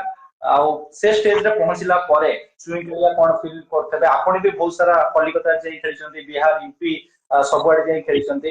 ତ ଓଡିଶା ଟେନିସ କ୍ରିକେଟ ଯୋଉ ପ୍ଲେୟାର ମାନଙ୍କୁ ପ୍ରଡ୍ୟୁସ କରିଛି ଆଜିକା ଡେଟରେ, ଆମେ ଯେତେବେଳେ ଦେଖୁ ଆପଣ ଯାଇକି ବାହାରେ ଖେଳୁଛନ୍ତି, ଆମେ ବହୁତ ଗର୍ବ ଅନୁଭବ କରୁ। ତ ଆଜ ଏ ପ୍ଲେୟାର ଆପଣ କଣ ଭାବନ୍ତି, ଯେତେବେଳେ ଗୋଟେ ମାନେ ଇଣ୍ଡିଆ ଟେନିସ ପ୍ଲେୟାର ମାହୋଲରେ ଆପଣ ଖେଳନ୍ତି, ବଡ ମଞ୍ଚ ଆପଣଙ୍କ ପାଇଁ ଥାଏ, ବଡ ପ୍ଲାଟଫର୍ମ ଥାଏ, ତ ସେତେବେଳେ ଭାବନା କଣ ଥାଏ, ଆଉ ୟଙ୍ଗଷ୍ଟର ମାନଙ୍କୁ କଣ କହିବେ ସେ ଯାଇ ପହଞ୍ଚିବାକୁ ହେଲେ? ଦେଖନ୍ତୁ, ମୁଁ ତ କହିବି ଏଇଟା କି ହଁ, ଆମର ଯୋଉ ଟିମ୍ ଓଡିଶା ଟିମ୍ ଏଣ୍ଟ୍ରି କରୁଛି, ଗୋଟେ ହେଲା ଲିଟିଲ ଷ୍ଟାର ଆଉ ଗୋଟେ ହେଲା ଏମଏନସି ସମ୍ବଲପୁର। ଦେଖନ୍ତୁ, ସେ ଏମିତି ଗୋଟେ ଲେଭେଲରେ ଅଛି ସେ ଟୁର୍ଣ୍ଣାମେଣ୍ଟ ଯେ ସେଠି ଏଣ୍ଟ୍ରି ଫି ହେଇଯାଉଛି 1 ଲକ୍ଷ 2 ଲକ୍ଷ ଟଙ୍କା। ତ ଆପଣ ଯଦି ଗୋଟେ ଜିନିଷରେ ସେଟାକୁ ଆଚିଭ କରିବାକୁ ଚାହୁଁଛନ୍ତି, ତ ଅବଭିୟସଲି ଆପଣ ଚାହିଁବେ କି ମୋ ଟିମରେ ଗୋଟେ ଭଲ ଏନର୍ଜେଟିକ ପ୍ଲେୟାର ଥାଉ, ଯେ ବହୁତ ଏକ୍ସପିରିଏନ୍ସ ଥାଉ। ଏମିତି ହେଲେ ସେ ଆମ ଓଡିଶାରେ 3ଟା ପିଲାକୁ ନେଲେ ବହୁତ ଭଲ ଅଛି। ସେ ବି ତ ଟୁର୍ଣ୍ଣାମେଣ୍ଟ ଜିତିବାକୁ ଚାହୁଁଛନ୍ତି, ବି ଆହୁରି ଭଲ ପ୍ଲେୟାର ଅଛନ୍ତି ବାହାରେ। ତ ସେଇ ହିସାବରେ ସେ ବାହାର ପିଲାକୁ ବି କିଛି ଇନକ୍ଲୁଡ କରୁଛନ୍ତି, ଆମ ଓଡିଶା ପ୍ଲେୟାରକୁ କିଛି ଇନକ୍ଲୁଡ କରୁଛନ୍ତି। ତ ଯେମିତି ହେଲେ ବି 3-4 ଜଣଙ୍କୁ ଚାନ୍ସ ମିଳୁଛି, ସେଟା ବି ବହୁତ ବଡ କଥା। ଆଉ ଆପ୍ରିସିଏଟ କରନ୍ତୁ, ଆମ ପିଲା ଭଲ ଖେଳୁଛନ୍ତି, କାଳିଆ ଭଲ ଖେଳିଲା, ଛୋଟ ଆକାଶ, ରାଜା କୁସୁମ ଭଲ ଖେଳିଛନ୍ତି, ଜଗନ ଭାଇ ଖେଳିଛନ୍ତି ଭଲ। ଆପଣ ଟିକେ ଏମିତି ଆପ୍ରିସିଏଟ କରନ୍ତୁ ଭାଇ। ଗୋଟେ ଟୁର୍ଣ୍ଣାମେଣ୍ଟ ଏମିତି ଯାଇକି ଆପଣ ଏମିତି ଗୋଡ ଦେଲେ ଗୋଟେ ଟୁର୍ଣ୍ଣାମେଣ୍ଟ ସାଙ୍ଗେ ସାଙ୍ଗେ ଭଲ ଖେଳି ପାରିବେନି। ଆପଣ କିଛି 1 ବର୍ଷ 2 ବର୍ଷ ଦିଅନ୍ତୁ, ତାଙ୍କୁ ଟିକେ ଏକ୍ସପିରିଏନ୍ସ ଆସିବାକୁ ଦିଅନ୍ତୁ। ଟୁର୍ଣ୍ଣାମେଣ୍ଟ ଯେତିକି ବୋଲର ଅଛନ୍ତି ତାଙ୍କୁ ଖେଳିବେ ସିନା ତ ମାରିବେ ନା। ଜାଣିନାହାନ୍ତି ତାଙ୍କୁ ସେ କଣ ପକଉଛନ୍ତି କଣ ନାହିଁ, ତାକୁ ଜାଣିବା ପାଇଁ ତ କିଛି 1-2 ବର୍ଷ ତ ଆଟଲିଷ୍ଟ ଦିଅନ୍ତୁ। ଆପଣ ଏମିତି ଗୋଟେ 2ଟା ଟୁର୍ଣ୍ଣାମେଣ୍ଟରେ ପିଲାଙ୍କୁ ଡିଫାଇନ କରିପାରିବେନି କି ନା ସେମାନେ ଅଲ ଇଣ୍ଡିଆ ଖେଳି ପାରୁନାହାନ୍ତି, ଖେଳି ପାରିବେ ନାହିଁ, ଏମିତି କହିବାଟା ଭୁଲ।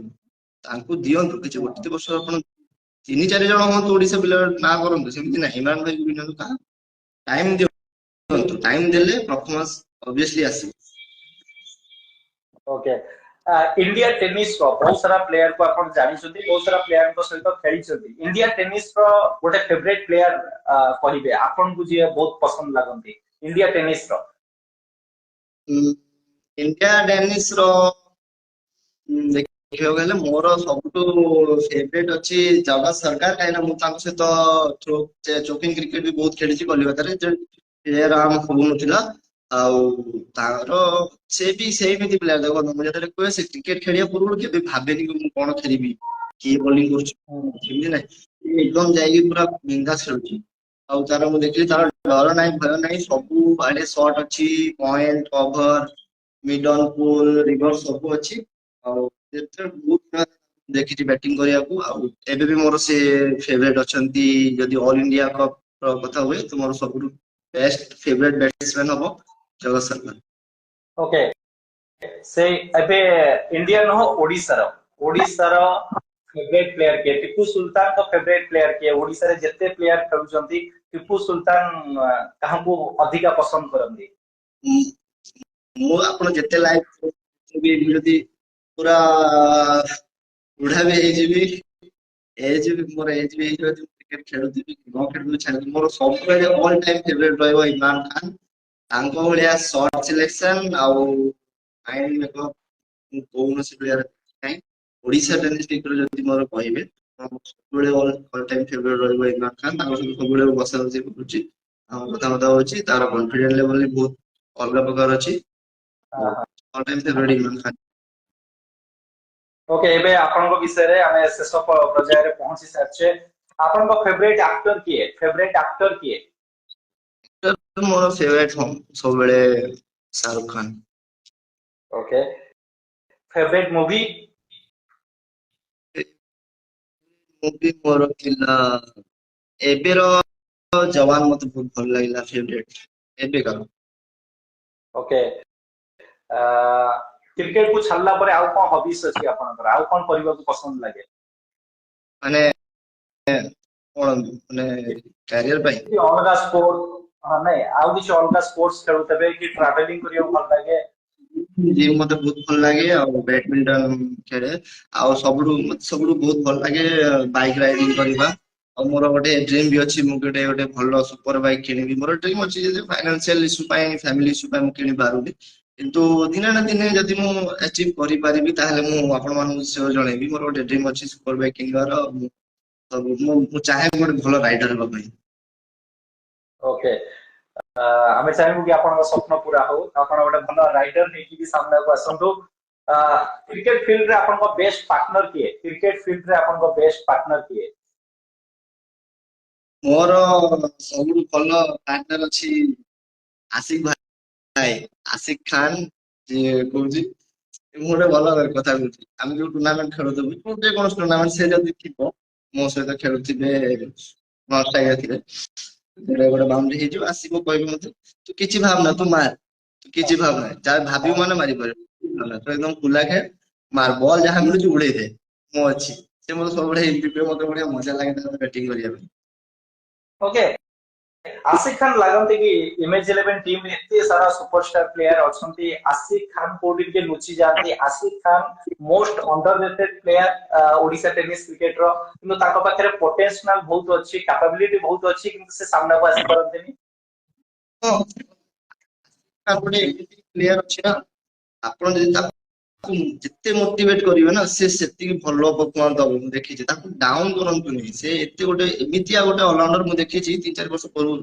ସେତେବେଳେ ଅଫର୍ଡର ପକଉଥିଲା ଗୋଟେ ରାଇଟିକୁ ମତେ ନିଜେ ଯେତେବେଳେ ପକଉଥିଲା ମତେ ବଲ୍ ଦେଖା ହଉଛି ମତେ ବଲ୍ ଟା କୁଆଡେ ପଳେଇଲା ମତେ ଜଜ୍ କରିବାକୁ ବହୁତ ମୁସ୍କିଲ ହୁଏ ତାଙ୍କ ବଲ୍ ବେଶୀ ସଫ୍ଟ ଟେନିସ୍ ଯଦି ସେ ବଲ୍ କରନ୍ତୁ ହାତରେ ଏତେ ପାୱାର ଅଛି ଜିମ୍ କରୁଛନ୍ତି ସେ ଅବଶ୍ୟ ଜିମ୍ କରୁଥିଲେ ହାତର ଷ୍ଟ୍ରେନ୍ଥ ଏତେ ପାୱାର ଥିଲା ଯେ ଏତେ ସ୍ପିଡରେ ଅଫର୍ଡର ମାରିବା ମୁଁ ତାକୁ ଦେଖିନଥିଲି ଦେବ ଭାଇ ପରେ ତ हां ଟିକେ ଇଞ୍ଜରି ସୋଲ୍ଡର ଇଞ୍ଜରି ପାଇଁ 2 ବର୍ଷ ସେ ଟିକେ ଡାଉନ ରହିଲେ ମତେ ଲାଗୁଛି ଏଇ ବର୍ଷ ସେ କମବ୍ୟାକ କରୁଛନ୍ତି ନିଜେ ମତେ ଯିଏ ଫୋନ କରି କହୁଛନ୍ତି କି ଏ ବର୍ଷ ମୁଁ କମବ୍ୟାକ କରୁଛି ଆଜ ଅ ଅଲରାଉଣ୍ଡର ଆଉ ମତେ ବୋଲିଂ ପ୍ରୋଭାଇଡ କରିବ ଏ ବର୍ଷ ଆଉ ମୁଁ ଆଶା କରୁଛି ଏଇ ବର୍ଷର ଭଲ ଅଲରାଉଣ୍ଡର ହେଇକି ଆଶିକ ଖାନ ବାହାରିବେ ଆଉ ତାଙ୍କ ବ୍ୟାଟିଂ ଇମ୍ପ୍ରୁଭ କରିବି ठीक है तो Asif Khan wish you all the best next question चा पिया को भल लागे ना कॉफी पिया को भल लागे ଭାଇ ମୁଁ ଚାହା ପିଏନି ଟୋଟାଲ କଫି ବି ପିଏନି ମୁଁ ଯଦି କେବେ କେବେ ଯଦି ମୁଁ ଏତେ ଅବସ୍ଥା ତାହେଲେ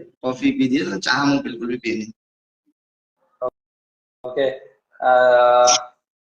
आपन लाइफ रो सुपर हीरो बोली के आपन काहा को भाबंती आपन फैमिली रो को मेंबर को नहीं परिबे फ्रेंड सर्कल रो काहा को नहीं परिबे किछि क्रिकेटर भी ना नहीं परिबे आपन ଆପଣ पय ଯାହା आपन सुपर हीरो ସୁପର ଆପଣଙ୍କ ସବୁଠୁ ବଡ ଇନ୍ସପିରେସନ ଯୋଉ ଆପଣଙ୍କୁ ଯୋଉଠୁ ମିଳୁଥିବ ସେ ହେଲା ଆପଣଙ୍କ ଫାଦର ଯିଏ ମାନୁଥିବ ନ ମାନୁଥିବ ମୁଁ କିନ୍ତୁ ଭାବୁଛି ମୋ ବାପା ଗୋଟେ ଭଲ ଇନ୍ସପିରେସନ ମତେ ଦେଇଛନ୍ତି ଜୀବନରେ ସେ ଆମ 5 ଭାଇକୁ ସମ୍ଭାଳିକି ବଡ କରିଛନ୍ତି ସେଇଟା ବହୁତ ବଡ କଥା ଆଉ ଆମକୁ ଏତେ ବଡ ହେଇଗଲେଣି ମତେ ଖେଳଉଛନ୍ତି ମତେ ସପୋର୍ଟ କରୁଛନ୍ତି ସେଇଟା ବି ମୋ ପାଇଁ ବହୁତ ବଡ କଥା ତ ଆପଣ କେବେ ବି ଗୋଟେ କଥା କହିବି ଏଇଠି ଯେତିକି ଜୁନିୟର ଅଛନ୍ତି ସିନିୟର ଅଛନ୍ତି ଯେତିକି ଅଛନ୍ତି ଆପଣ ଗୋଟେ କଥା ଆପଣ ସ୍କ୍ରିନ୍ ରେକର୍ଡ କରୁଛନ୍ତି କି ମାନେ ତାକୁ ରେକର୍ଡ କରୁଛନ୍ତି। ଆପଣ ଯଦି ଗୋଟେ ଇନଭେଷ୍ଟ କରିବାକୁ ଚାହୁଁଛନ୍ତି ତାହେଲେ ଆପଣ ବାପା ମା ଉପରେ ଇନଭେଷ୍ଟ କରନ୍ତୁ, ସିଏ ହେଲେ ସବୁଠୁ ଭଲ। ସେଇଟା ଆପଣ ଆଚିଭ୍ କରିପାରିବେ ଲାଇଫରେ, ସବୁ କିଛି ଆଚିଭ୍ କରିପାରିବେ ଯଦି ଆପଣ ମା ବାପା ଆପଣଙ୍କୁ ଖୁସି ରହିବେ। ହଁ ହଁ ଏମାନେ ଆପଣ ବାହାରେ ଯାଇକି ଜବ୍ ନଉଛନ୍ତି, ଆପଣ ଏସି କରୁଛନ୍ତି, ଆପଣ ମା ବାପାଙ୍କର ମୁଣ୍ଡ ତଳକୁ ହଉଛି, ସେଥିରେ ଆପଣ କେବେ ବି ଲାଇଫରେ ସକ୍ସେସଫୁଲ ହେଇପାରିବେ। ହୁଁ ଯଦି ଆପଣ ହୁଁ ମା ବାପା ଆପଣଙ୍କୁ ଖୁସି ଅଛନ୍ତି ତାହେଲେ ଆପଣ ଭଗବାନ ଆପଣଙ୍କୁ ଖୁସି ଅଛି। ଏଇଟା ମୋ ମାଇଣ୍ଡ ସେଟ୍। ଧନ୍ୟବାଦ। ହଁ ହଁ ବହୁତ ବଢିଆ କଥାଟା କହିଲେ, ଆପଣଙ୍କ ପାଇଁ କ୍ଲାସ୍ ଲାଗିବା ଦରକାର। ବାପାଙ୍କ ନାଁ ମାଙ୍କ ନାଁ ଟିକେ ସେୟାର କରିବେ। ମୋ ମମି ନାଁ ହେଲା ନଫିସା ବିବି ଆଉ ବାପା ନାଁ ହେଲା ମୀର ଫଖରୁଦ୍ଦିନ। ଓକେ, ମାଙ୍କ ହାତ ରନ୍ଧା ରୋଷେଇ ସବୁ ପୁଅଙ୍କୁ ସୁଆଦିଆ ଲାଗିଥାଏ। ଆପଣଙ୍କ ମା ଏମିତି କଣ ସ୍ପେଶାଲ ବନାନ୍ତି ଯୋଉ ଖାଇସାରିଲା ପରେ ଆପଣଙ୍କ ଭିତରେ ଗୋଟେ ଏନର୍ଜି ଚାଲି ଆସେ, ଆଉ ପଡିଆରେ ଯେତେବେଳେ ଚାରିଟା ବେଳେ ପ୍ରାକ୍ଟିସ କରିବାକୁ ଆପଣ ଆସନ୍ତି ମାନେ ଲମ୍ବା ଲମ୍ବା ସକା ବି ଲଗାନ୍ତି। ଫେଭରେଟ ଡିସ୍ କଣ ରହିଛି ମାଙ୍କର? ମୋ ମମି ଗୋଟେ ଫେଭରେଟ ଡିସ୍ ସବୁଠୁ ବେଷ୍ଟ ମୋ ମମି ବନାନ୍ତି ଚିକେନ। ଚିକେନ ମମି ଯେମିତି ଦେଲେ ବି 10 ମିନିଟ 15 ମିନିଟ କେମିତି ବନେଇ ଦିଅନ୍ତି ମତେ ଜଣା ପଡେନି, କିନ୍ତୁ ସବୁଠୁ ବେଷ୍ଟ ରେସିପି ହେଲା ମମିର ଚିକେନ। ଆଉ ସେ ବିରିୟାନୀ ବି ବହୁତ ଭଲ ବନାନ୍ତି। ଆଉ ମୋ ମମିର ହାତ ସବୁଠୁ ମତେ ଭଲ ଲାଗେ, ଆଉ କୋଉଠି ମତେ କିଛି ଏତେ ଭଲ ଲାଗେନି ମୋ ମା ଖାଇବା ଛଡା। अल्लाह ताला आपको हर समय खुश रखे, आप अपनी फैमिली के साथ खुश रहे, हैप्पी रहे, मुस्कुराते रहे, यही दुआएं रहेगी। और निश्चित भाବରେ ଯେତେବେଳେ ଆପଣ କ୍ରିକେଟ ଖେଳନ୍ତି କେବେ ମାନେ ବାପା କି ମାଙ୍କ ହାତରୁ କେବେ ମାଡ ଖାଇଛନ୍ତି, କେବେ ଗାଳି ଶୁଣିଛନ୍ତି ଛୁଆଟା ବେଳେ? ନା, ମମି କେବେ ବି ମତେ ଗାଳି କରିନାହାନ୍ତି କି ବାପା କେବେ ଗାଳି କରିନାହାନ୍ତି।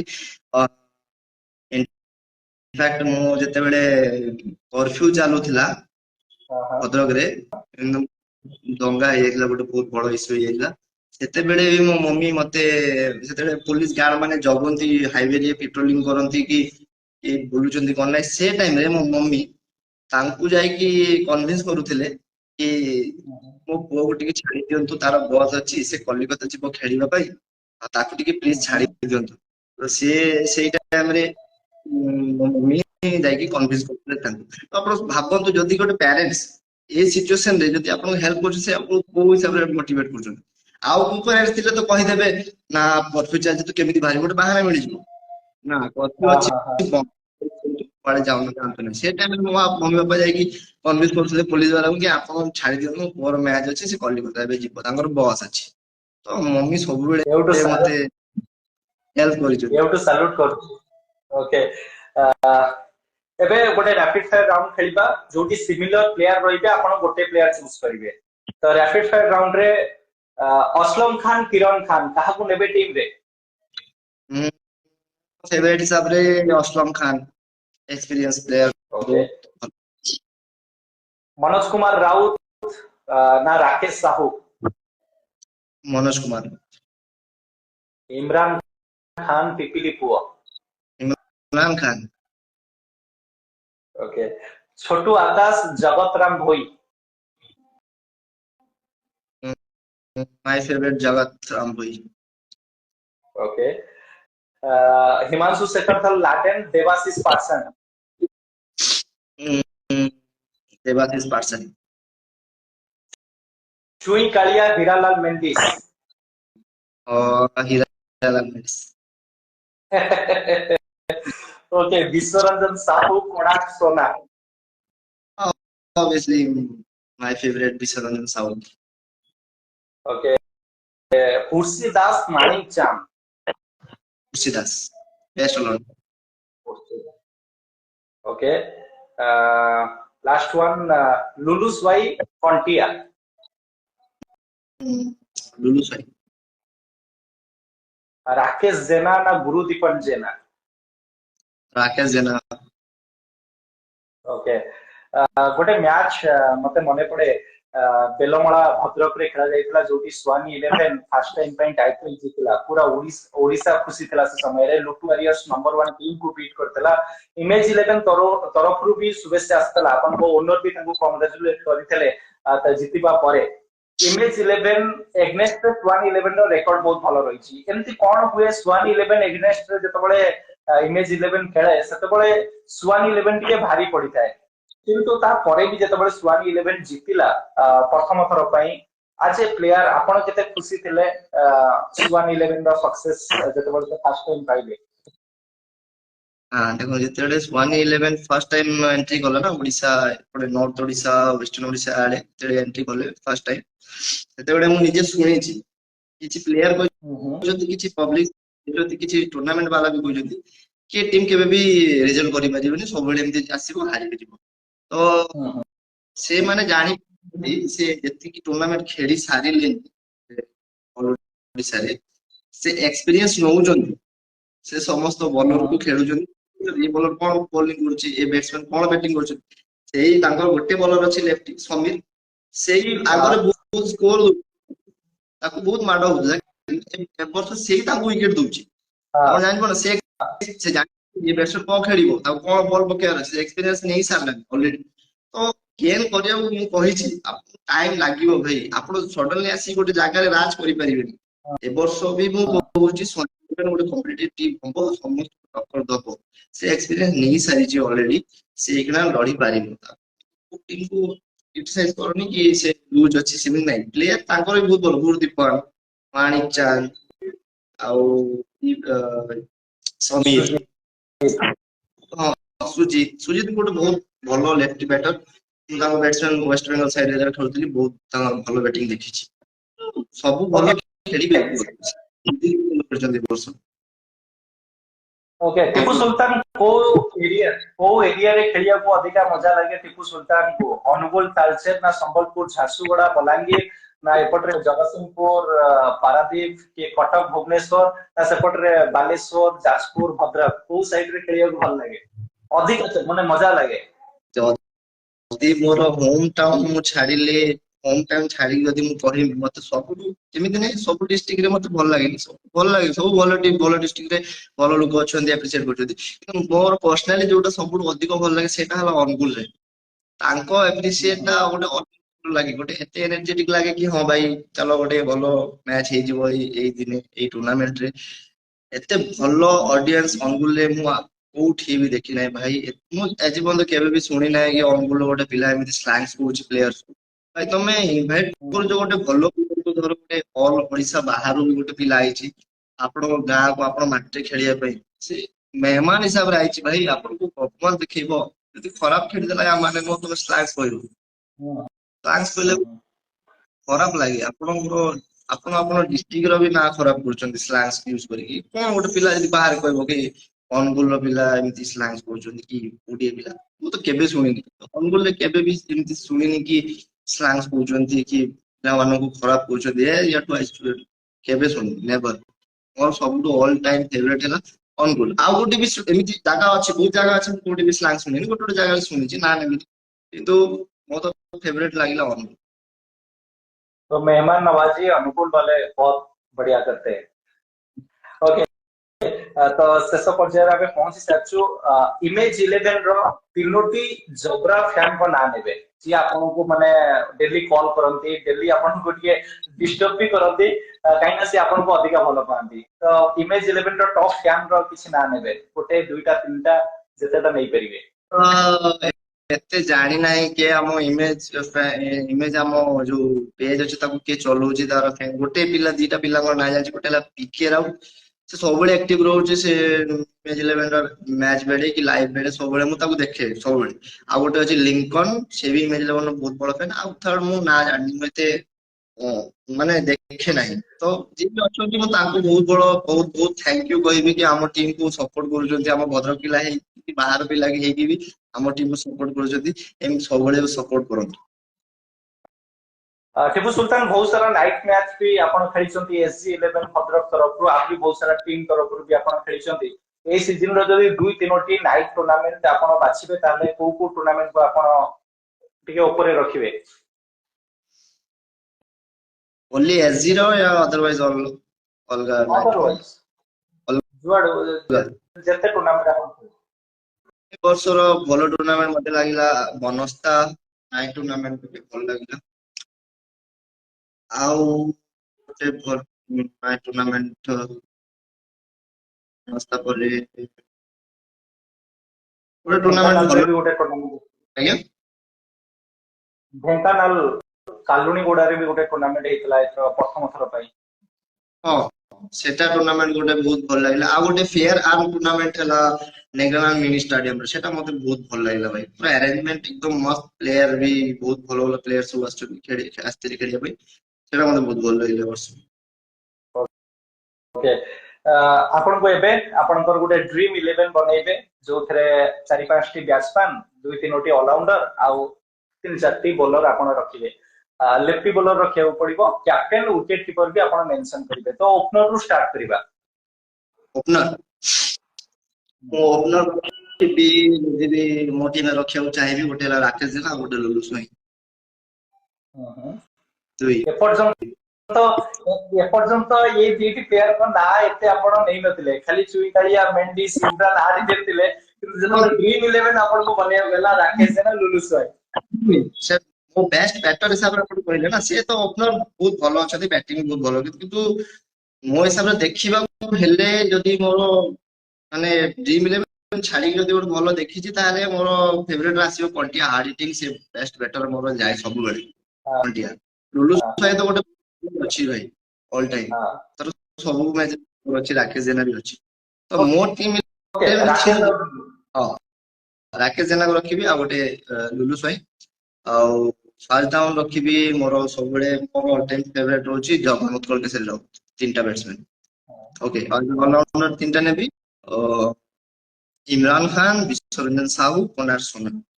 ତିନିଟା ଅଲରାଉଣ୍ଡର, ଦୁଇଟା ହେଲେ ଗୋଟେ ହେଲା ମନୋଜ କୁମାର ରାଉତ ଆଉ ଗୋଟେ ରାକେଶ ସାହୁ।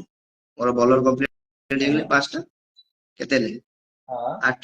ଆହୁରି ଗୋଟେ ବ୍ୟାଟ୍ସମ୍ୟାନ ରଖିବି। ଆହୁରି ଆପଣଙ୍କ ପାଞ୍ଚ ଆଉ ତିନିଟା, ଆଉ ଗୋଟେ ଅଲରାଉଣ୍ଡର, ଆହୁରି ଗୋଟେ ବୋଲର ବି ଆପଣ ନେଇପାରିବେ, ଗୋଟେ ୱିକେଟ କିପର ବି। ଗୋଟେ ଅଲରାଉଣ୍ଡର ହିସାବରେ ମୁଁ ନଉଛି ଛୋଟୁ ଆକାଶକୁ ରଖିପାରିବି। ତାପରେ ୱିକେଟ କିପିଂ ମୁଁ ଉତ୍କଳ କେଶରୀ ରାଉତକୁ ନେଇ ସାରିଛି, ସେ ଅଲରେଡି ୱିକେଟ କିପିଂ କରିପାରିବ। ତ ମୁଁ ଏଇଠି ଗୋଟେ ଏକ୍ସଟ୍ରା ବୋଲର ଆଡ୍ କରିପାରିବି, ନହେଲେ ଗୋଟେ ବ୍ୟାଟ୍ସମ୍ୟାନ ଲାଷ୍ଟରେ ଯୋଉ ଫିନିସିଂ। ତ ଲାଷ୍ଟ ଫିନିସିଂ ବ୍ୟାଟିଂ ପାଇଁ ମୁଁ ରଖିବି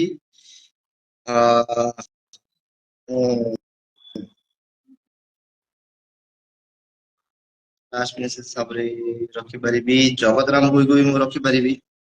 ନହେଲେ ଲାଷ୍ଟ ହିସାବରେ ମୁଁ ଆଉ ଗୋଟେ ପ୍ଲେୟାର ଅଛି ଗୁଟି ରାଜୁ, ତାକୁ ରଖିପାରିବି ଲାଷ୍ଟ ଫିନିସିଂ ହିସାବରେ।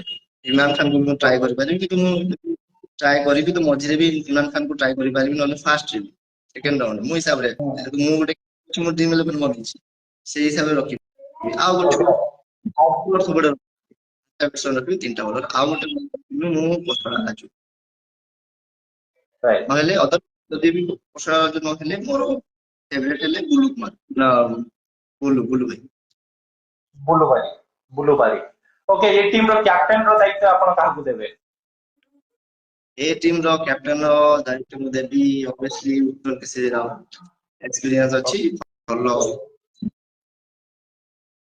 ଓକେ, ତ ଇଏ ଆପଣଙ୍କର ଥିଲା ଡ୍ରିମ୍ ଇଲେଭେନ। ଆଉ ଆମେ ସବୁ କୋଶ୍ଚିନ୍ ଆପଣଙ୍କ ସାମ୍ନାରେ ରଖିଥିଲୁ, ଆଉ ଆପଣ ପ୍ରତ୍ୟେକ କୋଶ୍ଚିନ୍ ର ଆନ୍ସର ଦେଲେ। ଆଉ କିଛିଟା କୋଶ୍ଚିନ୍ ଆମ ଦର୍ଶକ ବନ୍ଧୁ ମାନେ ଟାଇପ କରୁଛନ୍ତି, ତାଙ୍କ କୋଶ୍ଚିନ୍ ନେଇଯିବା। ସୂର୍ୟ ପଚାରୁଛନ୍ତି କି ଶ୍ରୀକ୍ଷେତ୍ର କପ୍ କେମିତି ଲାଗିଲା ଆପଣଙ୍କୁ? ସେଠି କୋଉ କପ୍? ଭଲ ବି ଖେଳିଥିଲା। ଶ୍ରୀକ୍ଷେତ୍ର କପ୍ ପୁରୀ। ଶ୍ରୀକ୍ଷେତ୍ର କପ୍ ପୁରୀ ଏମିତି ଗୋଟେ ଟୁର୍ଣ୍ଣାମେଣ୍ଟ ଅଛି ଭାଇ, ଆମେ ସବୁବେଳେ ସେ ଯାଉଛୁ କି ଭାବୁଛୁ କି ଆମେ ଜିତିବୁ, ଆଉ ନେକ୍ସଟ ଡେ ଆମେ ପୁରୀ ଟିକେ କରିବୁ, କିନ୍ତୁ ସେଟା କେବେ ବି ସଫଳ ହେଇପାରୁନି। ଯେମିତି ହେଲେ ବି ଆମେ ସେ ଟୁର୍ଣ୍ଣାମେଣ୍ଟ ହାରି ଯାଉଛୁ। ଆମର ଏତେ ବ୍ୟାଡ ଲକ୍ ରହୁଛି ଏଠି, କେତେ ପରଫମାନ୍ସ ଖରାପ ରହିଯାଉଛି, ପିଲାଙ୍କର ଡିସିଜନ ବି କିଛି ଭୁଲ ରହିଯାଉଛି, ଯେହେତୁ ଆମର ପରଫମାନ୍ସ ଖରାପ ହେଇଯାଉଛି।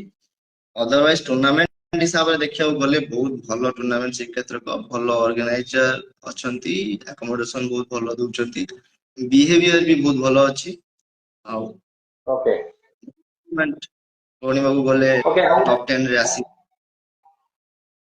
ସତ୍ୟ କୋଶ୍ଚିନ୍ କରିଛନ୍ତି କି ଆପଣଙ୍କର ଯୋଉ ନୂଆ କୋର ସଫ୍ଟ ଟେନିସ ର ସୋହେଲ, ବିକ୍ରମ ଏସବୁ ପ୍ଲେୟାର ଆସିବା ଦ୍ୱାରା ଏସବୁ ପ୍ଲେୟାରଙ୍କ ଫ୍ୟୁଚର କେମିତି ଆପଣ ଦେଖୁଛନ୍ତି? ବିକ୍ରମ ହୁଅନ୍ତୁ, ସୋହେଲ ହୁଅନ୍ତୁ, ବିଜି ହୁଅନ୍ତୁ।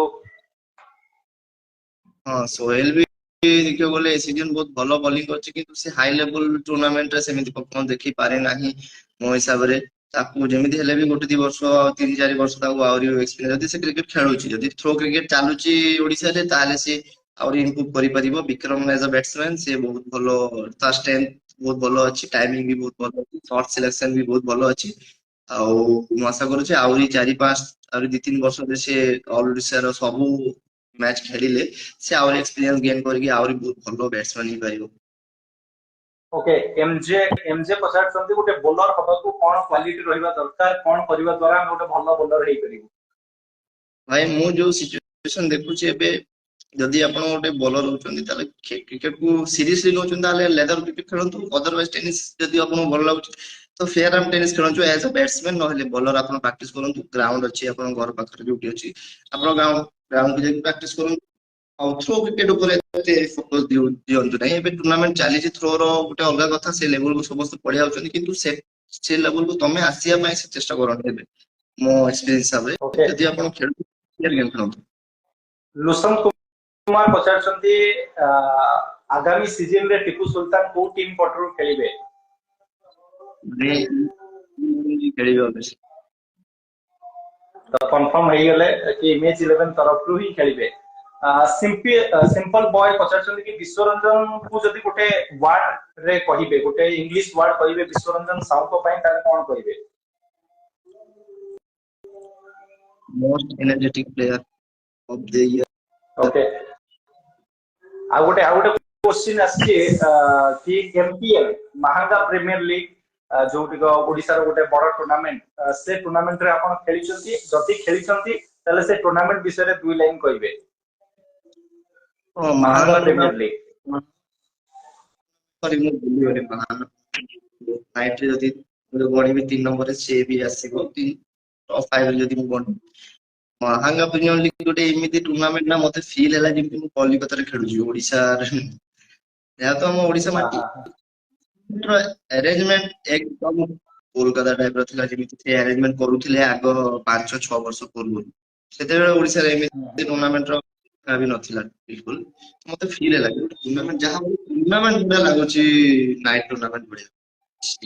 ମୁଁ କହିବି ଖାଲି ଦିଟା ଷ୍ଟେପ ପିଚ୍ ଟା ଟିକେ ବଢି ଦିଅନ୍ତୁ, ବାଦ ବାକି ଗ୍ରାଉଣ୍ଡ ଠିକ ଅଛି।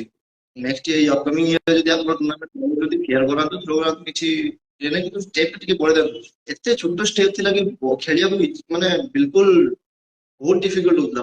ବଲ୍ ଆଖି ମୁଜିଲା ପଳେଇ ଆସୁଛି।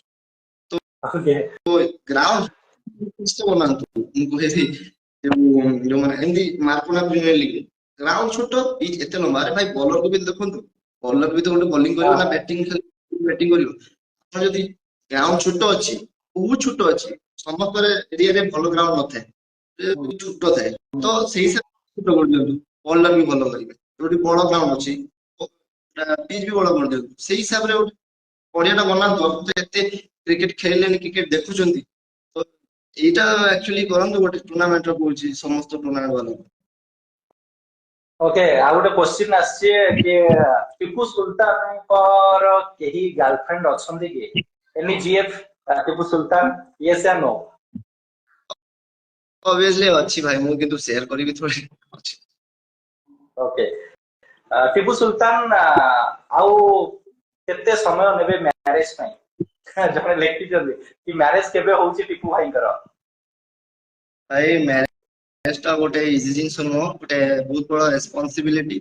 ଆଉ ଯେହେତୁ ମୁଁ ଟିକେ ଘର ସିଚୁଏସନରେ ଟିକେ ବାନ୍ଧି ହେଇକି ଅଛି, ଘର ହଁ ହଁ ହେଇଯିବ, ଫ୍ୟାମିଲି ସିଚୁଏସନ ବହୁତ ଭଲ ହେଇଯିବ, ମୁଁ ନିଶ୍ଚୟ ଇନଷ୍ଟାଗ୍ରାମ ରେ ପୋଷ୍ଟ କରିବି ମୁଁ କେବେ ମ୍ୟାରେଜ କରିବି, କାହାକୁ କରିବି, ସେ ନିଶ୍ଚୟ ମୁଁ ଆପଣଙ୍କୁ ଜଣେଇବି। ତ ଗୋଟେ ବାହାଘର ଟା ଏମିତି ନାହିଁ କି ଆପଣ ସଡନଲି କରିଦିଅନ୍ତୁ, ଗୋଟେ ରେସପନ୍ସିବିଲିଟି ଅଛି। ଗୋଟେ ଝିଅକୁ ଆଣୁଛନ୍ତି, ଆପଣ ତାକୁ ତାର ସବୁ ଜିନିଷ ଦେଖିବାକୁ ପଡିବ, ତ ଭାବି ଚିନ୍ତି କରିବାକୁ ପଡୁଛି, ତ ଟାଇମ ଓକେ, ଲାଗିବ କିନ୍ତୁ ମାଲକାନଗିରିରେ ଆପଣ ଯାଇଥିଲେ ଗୋଟେ ଟୁର୍ଣ୍ଣାମେଣ୍ଟ ଖେଳିବାକୁ, ସେଠିକାର ଆଟମୋସ୍ଫିୟର କେମିତି ଥିଲା ମାଲକାନଗିରି?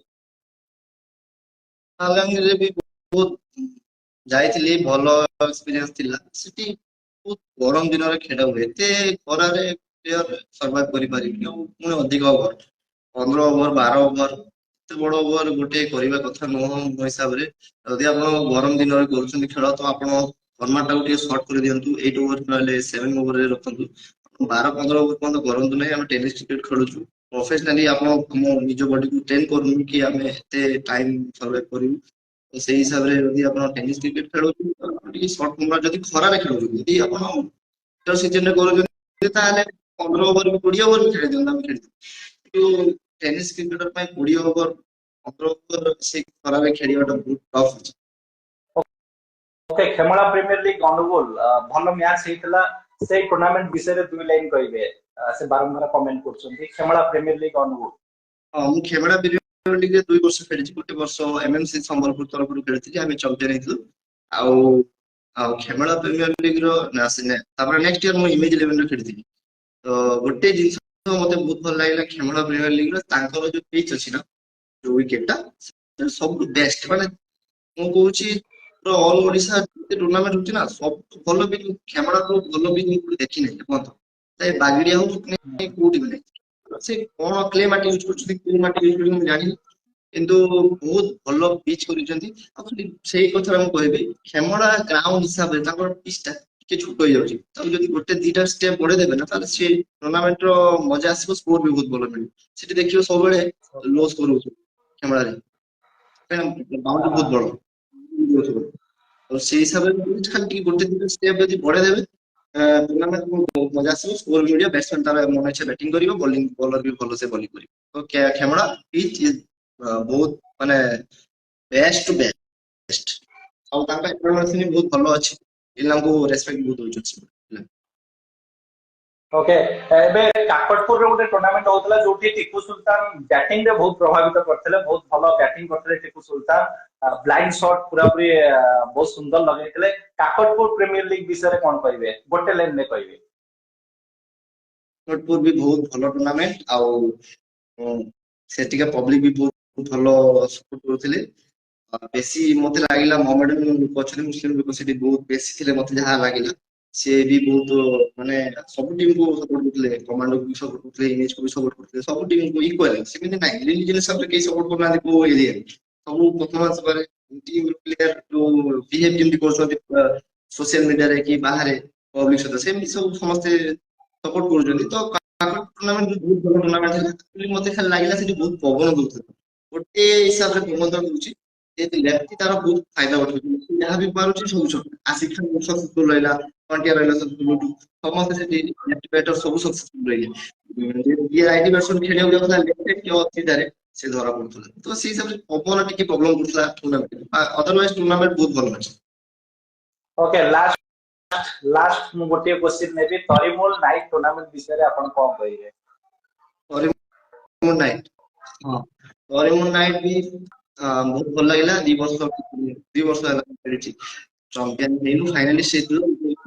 ଆଉ ଟୁର୍ଣ୍ଣାମେଣ୍ଟ ବହୁତ ବେଷ୍ଟ, ବହୁତ ଭଲ ଅଛନ୍ତି, ଭଲ ସପୋର୍ଟ କରୁଛନ୍ତି।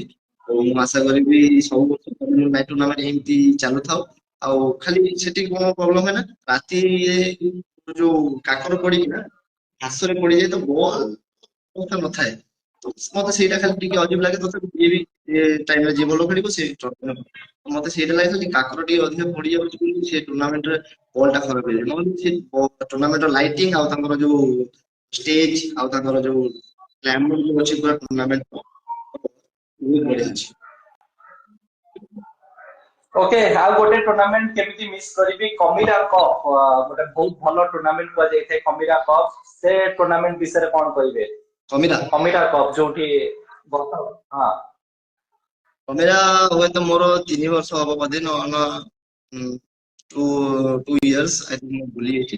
ଫାର୍ଷ୍ଟ ଇୟର ଆସିଥିଲି ସମ୍ବଲପୁର ଟିମ୍ ପଟୁ, ତାପରେ ଇମେଜ 11 ଟିମ୍ ପଟୁ 2 ବର୍ଷ ଖେଳିଛି। କମିରା ଟୁର୍ଣ୍ଣାମେଣ୍ଟ ବି ବହୁତ ଭଲ ଟୁର୍ଣ୍ଣାମେଣ୍ଟ। ସେଠିକା ଯୋଉ ଅର୍ଗାନାଇଜର ଅଛନ୍ତି ତାଙ୍କ ନାଁ ତ ମୁଁ ଭୁଲିଗଲି, ତାଙ୍କର ଯୋଉ ବିହେଭିୟର ଥିଲା ଆମ ଟିମ୍ ପ୍ରତି, ସମସ୍ତ ଟିମ୍ ପ୍ରତି ବହୁତ ଭଲ ଥିଲା। ଆଉ ସେ ପିଲାଙ୍କର ଟାଇମ ଟୁ ଟାଇମ ଖାଇବାଟା ଯୋଗାଇ ଦଉଥିଲେ। ସକାଳେ ମୁଁ ଦେଖିଥିଲି ସେଠି ଆକମଡେସନ ବହୁତ ବେଟର ଥିଲା। ଆଉ ଗୋଟେ ଏମିତି ସେପଟେ ଗୋଟେ ଲାଗେ ଯେମିତି ନିଜ ଲୋକ ସବୁ ଅଛନ୍ତି ସାମ୍ନାରେ, ସେଇଭଳିଆ ମତେ ଫିଲ୍ ହଉଥିଲା କମିରା କପରେ। ଆଉ କମିରା କପ୍ ଟୁର୍ଣ୍ଣାମେଣ୍ଟ ବର୍ଷ ବି ଆଶା କରିବି ଏ ବର୍ଷ ବି ସକ୍ସେସଫୁଲ ଟୁର୍ଣ୍ଣାମେଣ୍ଟ ହଉ, ଆମେ ବି ଯାଉ ସେ ଟୁର୍ଣ୍ଣାମେଣ୍ଟରେ। Thank you. ଓକେ, ଆମର କମେଣ୍ଟ ଭାଇ ସରୁନି ତ ପଚାରିବାକୁ ମୁଁ ବାଧ୍ୟ ହେବି ଆପଣଙ୍କୁ। ବିଜୁ ମେମୋରିଆଲ ଯୋଉଟା ଖିଲିପନ୍ଥା, ମୋର କିଛି ଟାଇମ ନାହିଁ, ଯିଏ ବି କଣ ଅଛି ମୁଁ କହୁଛି। ଏଇସବୁ କମେଣ୍ଟ ତ ଓକେ ଏତେ କମେଣ୍ଟ କରୁଛନ୍ତି। ଖିଲିପନ୍ଥା ଟୁର୍ଣ୍ଣାମେଣ୍ଟ କେମିତି ଥିଲା? ଲେଖୁଛନ୍ତି ନା, ଦେଖ ଜରଡା କପ୍ ଅଛି, ଜରଡା କପ୍, ଏ ଯୋଉ ସବୁ ଟୁର୍ଣ୍ଣାମେଣ୍ଟ କହୁଛନ୍ତି ନା, ସବୁ ଭାଇ ଟୁର୍ଣ୍ଣାମେଣ୍ଟ ଭଲ, କିନ୍ତୁ ଆମେ ଏଠି କହିପାରୁଛୁ କଥାଟା ଆସିଲେ ତ ଆମେ ସେ ଟୁର୍ଣ୍ଣାମେଣ୍ଟ ବିଷୟରେ ଇଏ କରିବୁ ନା। ଜରଡା କପ୍ ମୁଁ ଖେଳିଛି, ଗ୍ରାଉଣ୍ଡ ବି ଠିକ ଅଛି ସେଠି, ଯୋଉ ନୁହଁ ନା ସେଠି ଗ୍ରାଉଣ୍ଡ ହିସାବରେ ପିଚ୍ ଟା ବହୁତ ସିମିଲାର ଅଛି, ମୁଁ ଦେଖିଛି। ସେ ଟୁର୍ଣ୍ଣାମେଣ୍ଟ ବହୁତ ଟୁର୍ଣ୍ଣାମେଣ୍ଟ ଏତେ ବଢିଆ ସଜାସଜି କରନ୍ତି, ଟୁର୍ଣ୍ଣାମେଣ୍ଟ କମେଣ୍ଟ୍ରି ଗୋଟେ କରନ୍ତି ଭାଇ ଭଲ। ଆଉ ସେଠି ଗୋଟେ ଗୋଟେ ଭଲ ଗୋଟେ କରିଛନ୍ତି ଭଲ ଆଇଡି ମ୍ୟାଚ୍, ଯେମିତି ଭଲ ପିଲା ବି ବାହାରିକି ଆସିବେ, ଦେଖିବେ ଲାଇଭରେ କି ହଁ ଏ ପିଲାଟା ଭଲ ଖେଳୁଛନ୍ତି, ଆମେ ନେଇକି ତାଙ୍କୁ ଟିମରେ ଏଣ୍ଟ୍ରି କରିପାରିବୁ। ଏଟା ବି ଗୋଟେ ଭଲ ଡିସିଜନ। ଆଇଡି କପ୍ ବନ୍ଦ କରନ୍ତୁ ନାହିଁ, ଆଇଡି କପ୍ ଖେଳନ୍ତୁ, କିଛି ନାହିଁ। ଆଇଡିରେ ବି ବହୁତ ପିଲା ଅଛନ୍ତି ଯିଏ ଆପଣ ଜାଣିନଥିବେ ସେମାନଙ୍କୁ, ତ ଗୋଟେ ଲାଇଭ ଦେଖିଲେ ଆପଣ ଜାଣିପାରିବେ କି ଭଲ ପିଲାଟା ଖେଳୁଛି। ନିଶ୍ଚୟ। ତ ଏତେ ଆଉ କ୍ୱେଶ୍ଚିନ୍ ନବାନି, ମୁଁ ଆପଣଙ୍କୁ ବାସ୍ ଏବେ ଗୋଟେ ଟିମ୍ ରୁ ଗୋଟେ ମ୍ୟାଚ୍ ୱିନର ଆପଣଙ୍କୁ ବାଛିବାର ଅଛି। ଆମର ଯୋଉ ଓଡିଶାରେ ଟିମ୍ ଅଛନ୍ତି ସବୁ, ଗୋଟେ ଟିମ୍ ରୁ ଗୋଟେ ମ୍ୟାଚ୍ ୱିନର ଆପଣ ବାଛିବେ। ତ ଷ୍ଟାର୍ଟ କରିବି, Lutu warriors. Tutu warriors match winner player ଯଦି କହିବେ କହିଲେ ଛୋଟୁ ଆକାଶ ଏ ବର୍ଷ। Okay, commando 11, Chinu, unit 9,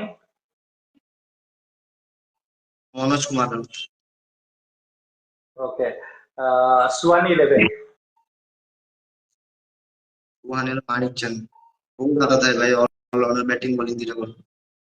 8 mine, ଦେଖିବାକୁ ଗଲେ ରାକେଶ ଜେନା, एमएनसीसी संबलपुर, असलम खान। ओके। तो बहुत सुंदर भाव में आपण प्रत्येक क्वेश्चन आंसर देले। आमे दुईटा आपन को कहବାକୁ चाहबो कि ए सीजन एमएस 11 पई आपण खेलंतु, बैटिंग बॉलिंग माध्यम रे आहुरी ना आपण कमांतु, आ ता सहित इमेज को गोटे नंबर 1 पोजीशन ने नेकी ठिया करंतु। बहुत सुंदर लागला आपण सहित कथा बार्ता है जते बळे आपण ऑल ओडिसा खेलु नथले, जते बळे टिपू सुल्तान को केही जानि नथले, आमे सेते बळे आपण सहित गोटे इंटरव्यू करथलो जोटी लोक माने बहुत पसंद କରିଥିଲେ। ତ ବହୁତ ଦିନ ପରେ ଯେତେବେଳେ ଟିପୁ ସୁଲତାନଙ୍କୁ ପୁରା ଓଡିଶା ଜାଣିଛି, ପୁରା ଦେଖିବାକୁ ଗଲେ ପୁରା ଇଣ୍ଡିଆ ବି ଜାଣିଛି, ସେତେବେଳେ ଆମେ ଆପଣଙ୍କ ସହିତ କଥାବାର୍ତ୍ତା ହେଲୁ, ବହୁତ ମଜା ଲାଗିଲା ଆପଣଙ୍କ ସହିତ କଥାବାର୍ତ୍ତା ହେଇକି। ଆଉ ଗୋଟେ କ୍ୱେଶ୍ଚିନ୍ ରଖିବାକୁ ଚାହିଁବି, ଓଡିଶା ଟେନିସ୍ କ୍ରିକେଟ କୁ ଆଗେଇ ନବାକୁ ହେଲେ ୟୁଟ୍ୟୁବର, ଅର୍ଗାନାଇଜର, ପ୍ଲେୟାର, ଓନର ମାନଙ୍କୁ କଣ କରିବା ଦରକାର ଆଗାମୀ ସମୟରେ, ଆପଣଙ୍କ ରାୟ ମୁଁ ଜାଣିବାକୁ ଚାହେଁ। ଭାଇ ମୁଁ ସେଟା ତ କହିପାରିବିନି, ଆପଣ ଏଠି ଅର୍ଗାନାଇଜର ଏଇ ଯୋଉ ଲାଇଭରେ ଯେତିକି ଅଛନ୍ତି 279 78 ଏଥିରେ ଅର୍ଗାନାଇଜର ଟିମ ର କିଛି ଲୋକ ଅଛନ୍ତି କି ନାହିଁ ସେଟା ମୁଁ ତ କହିପାରିବିନି। ଯଦି ବି ଥିବେ ଗୋଟେ ଜିନିଷ ନୋଟିସ କରୁଥିବି, ଯେତେବେଳେ ମୁଁ ଏକ୍ସପିରିଏନ୍ସ ସେୟାର କରୁଛି, ଯେତେବେଳେ ମୁଁ କଲିକତାରେ ଖେଳୁଥିଲେ ନା 2016-17 କଥା କହୁଛି, ସେଠିକା ବି ଟୁର୍ଣ୍ଣାମେଣ୍ଟ ଆମ ଟୁର୍ଣ୍ଣାମେଣ୍ଟ ବି ବହୁତ ଭଲ ଥିଲା ସେତେବେଳେ। ତାଙ୍କର ଗୋଟେ ରୁଲ କଣ ଥିଲା ଜାଣିଛ? ତାଙ୍କର ଗୋଟେ ରୁଲ ଥିଲା, ସେ ଟାଇମ ରେ ଷ୍ଟାର୍ଟ କରିବେ ମ୍ୟାଚ 10 o'clock। ଯଦି ଆପଣ 10 o'clock ରେ ଆସିବି ନ ପାରିବେ, ଆପଣଙ୍କର ଓଭର ଅବଭିୟସଲି କଟୁଥିଲା 2 କି 3 ଓଭର, 8 ଓଭର ଫର୍ମାଟ ହଉଥିଲା। 10 ଓଭର ବହୁତ କମ, ରେୟାର। ତାପରେ ସେ 10 ରୁ ଷ୍ଟାର୍ଟ କରିବେ, ଗୋଟେ ଭିତରେ ମ୍ୟାଚ ସାରିବେ। 2 ରୁ 3 ଘଣ୍ଟା ଯୋଉ ଥାଏ ନା, 2 ରୁ 3 ଗୋଟେ ଆୱାର, ସେଟା ଟୁର୍ଣ୍ଣାମେଣ୍ଟ ପୁରା ବନ୍ଦ, ପବ୍ଲିକ ବି ଥିବେନି, କେହି ଥିବେନି, ସବୁ ପଳେଇବେ ଖାଇକି ଆସିବେ। ତାପରେ 3ଟା ପରେ ଗୋଟେ ମ୍ୟାଚ ହବ। ତ ଭାବନ୍ତୁ ତାଙ୍କର ଓକେ, ଡିସିପ୍ଲିନ ଆଉ ତାଙ୍କର ଟାଇମ ଆଉ ମ୍ୟାନେଜମେଣ୍ଟ କଣ କୋଉ ହିସାବରେ ଥିବ। ଆମ ଟୁର୍ଣ୍ଣାମେଣ୍ଟ ଗଲା ବେଳକୁ ମୁଁ ଖରାପ କହୁନି, ହଁ ପ୍ରୋବ୍ଲେମ ଥାଏ ସମସ୍ତଙ୍କୁ, ଏମିତି ନାହିଁ, ମାନେ ସବୁବେଳେ ପ୍ରୋବ୍ଲେମ। ଯେତେବେଳେ ଦେଖିବି ଲାଇଭ ଷ୍ଟାର୍ଟ ହବ 12ଟାରେ, ଗୋଟେ ଗୋଟେ ଭାଇ ଅଢେଇଟାରେ ମ୍ୟାଚ ହେଇଛି ମୁଁ ଦେଖିଛି। ତ ହଁ, ପିଲା ଖେଳୁଛନ୍ତି ଭାଇ, 11 ଜଣ ପିଲାକୁ ମିନିମମ୍ 8 କି 10 ଓଭର ଦରକାର ତାଙ୍କ ପରଫର୍ମାନ୍ସ ବି ଦେଖିବାକୁ ହେଲେ। କଣ ଆପଣ last semifinal, first semifinal, second semifinal କଣ ଆପଣ 3 ଓଭରିଆ କରିବେ ଟୁର୍ଣ୍ଣାମେଣ୍ଟ କରୁଛନ୍ତି? ଗୋଟେ ଲକ୍ଷ ଟଙ୍କା ଟୁର୍ଣ୍ଣାମେଣ୍ଟ ନହେଲେ 50,000 ଟୁର୍ଣ୍ଣାମେଣ୍ଟ ଆପଣ 3 ଓଭରିଆ କରିବେ? ସେ ତ ଗୋଟେ ଭଲ ରାଇଟ, ବ୍ୟାଟ୍ସମ୍ୟାନ ଯାଇକି ଭଲ ସ୍କୋର, ଟିମ୍ ଜିତିଯିବ, ଗୋଟେ ଭଲ ଟିମ୍ ଗୋଟେ ଲୁଜ ଟିମ୍ ହରେଇଦବ। ଏଟା ତ ଲକ୍ ର ଖେଳ ହେଇଗଲା ନା, ଗୋଟେ ଓଭର ଭଲ ହେଲେ ମ୍ୟାଚ ଜିତିଯିବ। ତ ଆଟଲିଷ୍ଟ 10 ଓଭର ନହେଲେ 8 ଓଭର ଏତେ ବଡ ଟୁର୍ଣ୍ଣାମେଣ୍ଟ କରୁଛନ୍ତି। ମୁଁ କାଇଣ୍ଡଲି ରିକ୍ୱେଷ୍ଟ କରିବି ଅଲ ଓଡିଶା ଅର୍ଗାନାଇଜର ମାନଙ୍କୁ, ପ୍ଲିଜ ନା 10 o'clock ରେ ମ୍ୟାଚ୍ ଷ୍ଟାର୍ଟ କରନ୍ତୁ ଭାଇ, ୱିଣ୍ଟର ସିଜନ ଚାଲିଛି, ସମର ସିଜନ ଚାଲିନି। ଆପଣ ଯଦି ଦୂର ଟିମ୍ ଦଉଛନ୍ତି ସମସ୍ତଙ୍କୁ ଦଉଛନ୍ତି, ରାତିରେ ଡକେଇ ଦିଅନ୍ତୁ, ରାତିରେ ଆସିବେ, ସକାଳେ ମର୍ଣ୍ଣିଂ ରେ ଉଠିକି ୱାର୍ମ ଅପ୍ କରିକି ତାପରେ ମ୍ୟାଚ୍ ଖେଳିବେ, 10ଟାରୁ ଷ୍ଟାର୍ଟ ହେଇଯିବ। ଯିଏ ପାଖ ଥିବ ସକାଳେ ମର୍ଣ୍ଣିଂ ରେ ବାହାରିବେ। ଏଇଟା ଗୋଟେ ଆପଣଙ୍କର ବାଇଲୋରେ, ଆପଣଙ୍କ ବାଇଲୋରେ ଏଟା ଗୋଟେ କମ୍ପଲସରି ଲେଖନ୍ତୁ କି ରୁଲ୍ସ ଅଛି କି 10 o'clock ରେ ମ୍ୟାଚ୍ ଷ୍ଟାର୍ଟ ହବ। ଯଦି ଟୁର୍ଣ୍ଣାମେଣ୍ଟ ଗୋଟେ ଭଲ ଯଦି ଗୋଟେ ଭଲ ଟିମ୍ କୁ ଫାଇନାଲରେ ଦେଖିବାକୁ ଚାହୁଁଛନ୍ତି, ଏମିତି 3-4 ଓଭରରେ ଗୋଟେ ଟିମ୍ ଡିଫେଣ୍ଡ ପରଫରମାନ୍ସ ଦେଇପାରିବନି। ଆଉ ପ୍ଲେୟାର ମାନଙ୍କର ବି performance ବି ଖରାପ ହବ।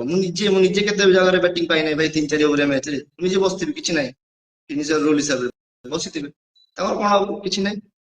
ତ ଆପଣ ବି ତାଙ୍କୁ ପ୍ରେସର କରନ୍ତୁ। ଆପଣ ଲାଇଭ କରୁଛନ୍ତି କ୍ରିକେଟ କାଲସନ, ଯେତିକି ବି ଅଛନ୍ତି ଲାଇଭ କରୁଛନ୍ତି, ପ୍ଲିଜ ଏତିକି ରିକ୍ୱେଷ୍ଟ କରନ୍ତୁ, ଯଦି ଏ ବର୍ଷ ଗୋଟେ ଭଲ ଲେଭେଲକୁ ନେଇକି ଯାଉଛନ୍ତି, ଆପଣ ଫେୟାର କରାନ୍ତୁ କି ଚୋକିଂ କରାନ୍ତୁ, ଡଜ ନଟ୍ ମ୍ୟାଟର।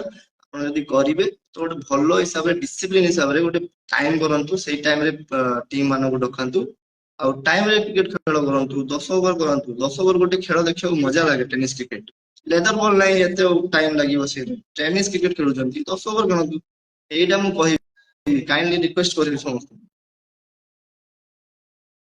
ओके जीवा पूर्व आपण दुई लाइन मु कहबाकू चाहिए टीपू सुल्तान जोटा आपन को क्रिकेट मैदान रे मोटिवेट करिवो।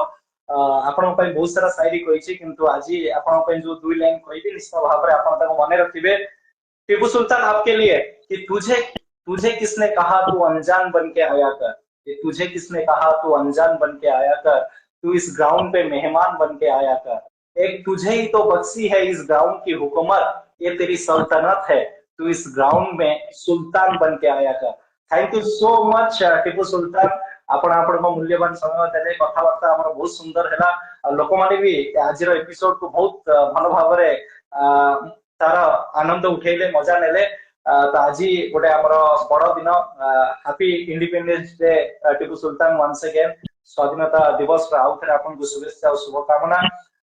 निश्चित भाव में आप इमेज 11 आ निज परफॉर्मेंस माध्यम रे आहुरी परिचय उपरକୁ ନେଇକି ଯାଆନ୍ତୁ, ଆହୁରି ନା କମାନ୍ତୁ, ଆଉ ଆପଣଙ୍କ ଫ୍ୟାମିଲି ସହିତ ଆପଣ ଖୁସିରେ ରୁହନ୍ତୁ।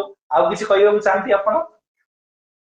ମୁଁ ଗୋଟେ ଜିନିଷ କହିବାର ଥିଲା। ଏଠି ବହୁତ ପିଲା କ୍ୱେଶ୍ଚିନ କରୁଥିଲେ, ଏବେ ବୋଲିଂ ଟିପ୍ସ କରନ୍ତୁ, ଇଏ କହୁଥିଲେ ବୋଲିଂ ଟିପ୍ସ ପାଇଁ। ଭାଇ ମୁଁ ସବୁଠୁ ଗୋଟେ ଭଲ ଜିନିଷ କହିବି, ଆପଣ କଣ ଭାବିବେ ମୁଁ ଜାଣିନି, କିନ୍ତୁ ଆପଣ ଯଦି ଥ୍ରୋ କ୍ରିକେଟ ଖେଳୁଛନ୍ତି କି ଫେୟାର କ୍ରିକେଟ ଯାହା ବି ଖେଳୁଛନ୍ତି, କିଛି ନାହିଁ, ଯୋଉଥିରେ ଆପଣ ଭଲ ଅଛନ୍ତି, ପ୍ଲିଜ ମୁଁ ତମକୁ କହିବି, ଆପଣ ଏଇ ଯୋଉ ଅଲ ଓଡିଶାର ଯୋଉ ପ୍ଲେୟାର ମାନେ ଖେଳୁଛନ୍ତି, ତାଙ୍କୁ ଦେଖି କିଛି କପି କରନ୍ତୁ ନାହିଁ, ନିଜ ହିସାବରେ ଯାହା ଅଛି ସେଇଟା କରନ୍ତୁ। ଆଉ ସବୁଠୁ ବେଷ୍ଟ ଜିନିଷ, ଆପଣ ଟୁର୍ଣ୍ଣାମେଣ୍ଟ ଖେଳିବାକୁ ଯାଉଛନ୍ତି ଭାଇ, ଆଟଲିଷ୍ଟ ତାଙ୍କ 5-10 ମିନିଟ ପୂର୍ବରୁ ବଡି ଟିକେ ୱାର୍ମ ଅପ୍ କରିନିଅନ୍ତୁ। ଆପଣ ସୋଲ୍ଡର ଜଏଣ୍ଟ କିଛି ୱାର୍ମ ଅପ୍ କରୁନାହାନ୍ତି, ଆପଣ ଆସିକି ବଲ୍ ଥ୍ରୋ କରିଦଉଛନ୍ତି। ଆପଣ ଥ୍ରୋ କରୁଛନ୍ତି, ଆପଣ ଲିଗାମେଣ୍ଟ ଟା ୟୁଜ ହଉଛି, ଆପଣ ଜଏଣ୍ଟ ଟା ୟୁଜ ହଉଛି, ଆପଣ ତ କିଛି ଡାଏଟ୍ ନଉନାହାନ୍ତି ନା, ସ୍ପେସିଫିକ ଫିସ୍ ଅଏଲ କି ଆପଣ କିଛି ଗୋଟେ ନଉନାହାନ୍ତି, କି ଆପଣ ଡାଏଟ୍ ରେ ପ୍ରପର ଡାଏଟ୍ ନାହାନ୍ତି। ତ ଆପଣଙ୍କର ଯୋଉ ଏଇ ଜଏଣ୍ଟ ଅଛି, ବହୁତ ପିଲା ଅଛନ୍ତି ମତେ ଡିଏମ କରିବେ, କହିବେ ଭାଇ ଆମର ଜଏଣ୍ଟ ବହୁତ ପେନ୍ କରୁଛି, ମୋ ଏଲବୋ ବହୁତ ପେନ୍ କରୁଛି। ଆରେ ଆପଣ ତ ତମେ ବୋଲିଂ ଖେଳ ପ୍ରାକ୍ଟିସ କର କି ଟୁର୍ଣ୍ଣାମେଣ୍ଟ ଖେଳ, ଆଟଲିଷ୍ଟ ୱାର୍ମ ଅପ୍ କର। ମୁଁ ଯେତେବେଳେ ବାହାରେ ଖେଳୁଥିଲି, ସେଠିକା ଲୋକ ସବୁବେଳେ ପ୍ଲେୟାର ମାନେ ଆଗେ ୱାର୍ମ ଅପ୍ କରିବେ, 5-10 ମିନିଟ ଷ୍ଟ୍ରେଚିଂ କରିବେ, ଭଲସେ ୱାର୍ମ ଅପ୍ କରିବେ। ଏଠି କଣ ନା କିଛି କରିବେନି, କଣ ପବ୍ଲିକ ଗାଡି ଦେବେ, ଖରାପ ଖେଳିଲେ ଗାଡି ଦେବେ। ଆରେ ଭାଇ ତାଙ୍କର କିଛି ନାହିଁ, ତମ ହାତ ଖରାପ ହେଇଗଲା, ଜଏଣ୍ଟ, ତାଙ୍କୁ କିଛି ଫରକ ପଡିବନି, ତମକୁ ସଫର କରିବାକୁ ପଡିବ। ଭାଇ ଗୋଟେ ବର୍ଷ 2 ବର୍ଷ ପାକିସ୍ତାନ 3 ବର୍ଷ ଜଏଣ୍ଟ ପେନ୍ ରହୁଛି। କେତେ ପିଲା ଅଛନ୍ତି, ଆମ ଭାଗୀରଥୀ ତାର ଜଏଣ୍ଟ ପେନ୍ ହଉଥିଲା, ମୁଁ ତାକୁ ଦେଖିଲି କେତେ ଏ ବର୍ଷ ଟୋଟାଲ ବୋଲିଂ କଲେନି, ସେ ଗୋଟେ ଭଲ ବୋଲର। ତ ଆଟଲିଷ୍ଟ ତମେ ୱାର୍ମ ଅପ୍ କର। ସେ ଭାବନ୍ତୁ କଣ, ଆରେ କ୍ରିକେଟ ଖେଳୁଛୁ, ପ୍ରଫେସନାଲି ଆଇଲଣି, ତମେ ଭଲ ଭଲ ଟୁର୍ଣ୍ଣାମେଣ୍ଟ ଖେଳୁଛ, 1,50,000, ଆଟଲିଷ୍ଟ ୱାର୍ମ ଅପ୍ କର ଦେହକୁ, ଗୋଟେ ରେଜିଷ୍ଟାଣ୍ଟ ବେଲ୍ଟ ରଖ ବ୍ୟାଗରେ, ସେଟା ଆପଣ ସବୁବେଳେ ଏଟା ୱାର୍ମ ଅପ୍ ରହିଲେ ଗୋଟେ ଇଞ୍ଜିରିରୁ ବଞ୍ଚିବେ, ସବୁଠୁ ବେଷ୍ଟ। ଇଞ୍ଜିରି ନ ରହିଲେ ବଡିରେ ଆପଣ ବହୁତ ଆପଣ ମଝିରେ ଦେଖୁଥିବେ ଚିନୁ, ତା ନିଜେ ତାର ତାକୁ ଗୋଟେ କ୍ରାମ୍ପ ଆସିଥିଲା, ରାକେଶ ସାହୁ, ଦି ଜଣଙ୍କୁ କ୍ରାମ୍ପ ଆସିଥିଲା। ଆପଣ ଦେଖୁଥିବେ ଟୁର୍ଣ୍ଣାମେଣ୍ଟରେ ଏମିତି ଏମିତି ଦୌଡୁଥିଲା, ମତେ ବହୁତ ଖରାପ ଲାଗିଲା। ଚିନୁ ଗୋଟେ ଏତେ ଭଲ ପ୍ଲେୟାର, କେମିତି ଏମିତି ଦୌଡୁଥିଲା, ମତେ ବହୁତ, ତ କହିବି କଣ, ଏତେ ବଡ ହେଲେନି, ତମେ ନିଜେ ୟୁଟ୍ୟୁବ ୟୁଜ କରୁଛ, ଇନଷ୍ଟାଗ୍ରାମରେ ଇନଫର୍ମେଟିଭ ଭିଡିଓ ଆସୁଛି, ତମେ ଏତେ ଭଲ ଟୁର୍ଣ୍ଣାମେଣ୍ଟ ଖେଳୁଛ, ଷ୍ଟ୍ରେଚିଂ କରିବ ନିଜକୁ। ଷ୍ଟ୍ରେଚିଂ ଯଦି ନ କରିବ, ଅବଭିୟସଲି ଇଞ୍ଜିରି ଆସିବ, କ୍ରାମ୍ପ ଆସିବ। ଗୋଟେ ଗୋଟେ ଇଞ୍ଜିରି ଥାଏ, ଗୋଟେ ବର୍ଷ ଥାଏ, 2 ବର୍ଷ ଯିବ, କହିହବନି। ତ ପ୍ଲିଜ ଟୁର୍ଣ୍ଣାମେଣ୍ଟ ଯଦି ଖେଳୁଛନ୍ତି, ତା ଭଲସେ ୱାର୍ମ ଅପ୍ କରନ୍ତୁ, ଷ୍ଟ୍ରେଚିଂ କରନ୍ତୁ, ସ୍ଲୋ କ୍ରିକେଟ ବି କାମ ଆସିବ, ରାଉଣ୍ଡ କାମ ଆସିବ, ବ୍ୟାଟିଂ ବି କାମ ଆସିବ। Thank you. Okay thank you so much Tipu Sultan पुणी आउथरे आपनको कहବାକୁ ଚାହିଁବି कि ଆଉ खास करके टिपू सुल्तान आगामी समय रे ओडिसा नंबर 1 ऑलराउंडर हुंतु इमेज ओडिसा नंबर 1 टीम हो एही आशा रे मु आपनठु विदाय नउची आउ सब दिन पे हसु थांतु खुशी रे थांतु आपन फैमिली सहित सब दिन पे मजा मस्ती रे आपन जीवन कटु एतिकिटा हमर भगवान को पाखरे प्रार्थना बहुत बहुत धन्यवाद थैंक यू वेरी मच।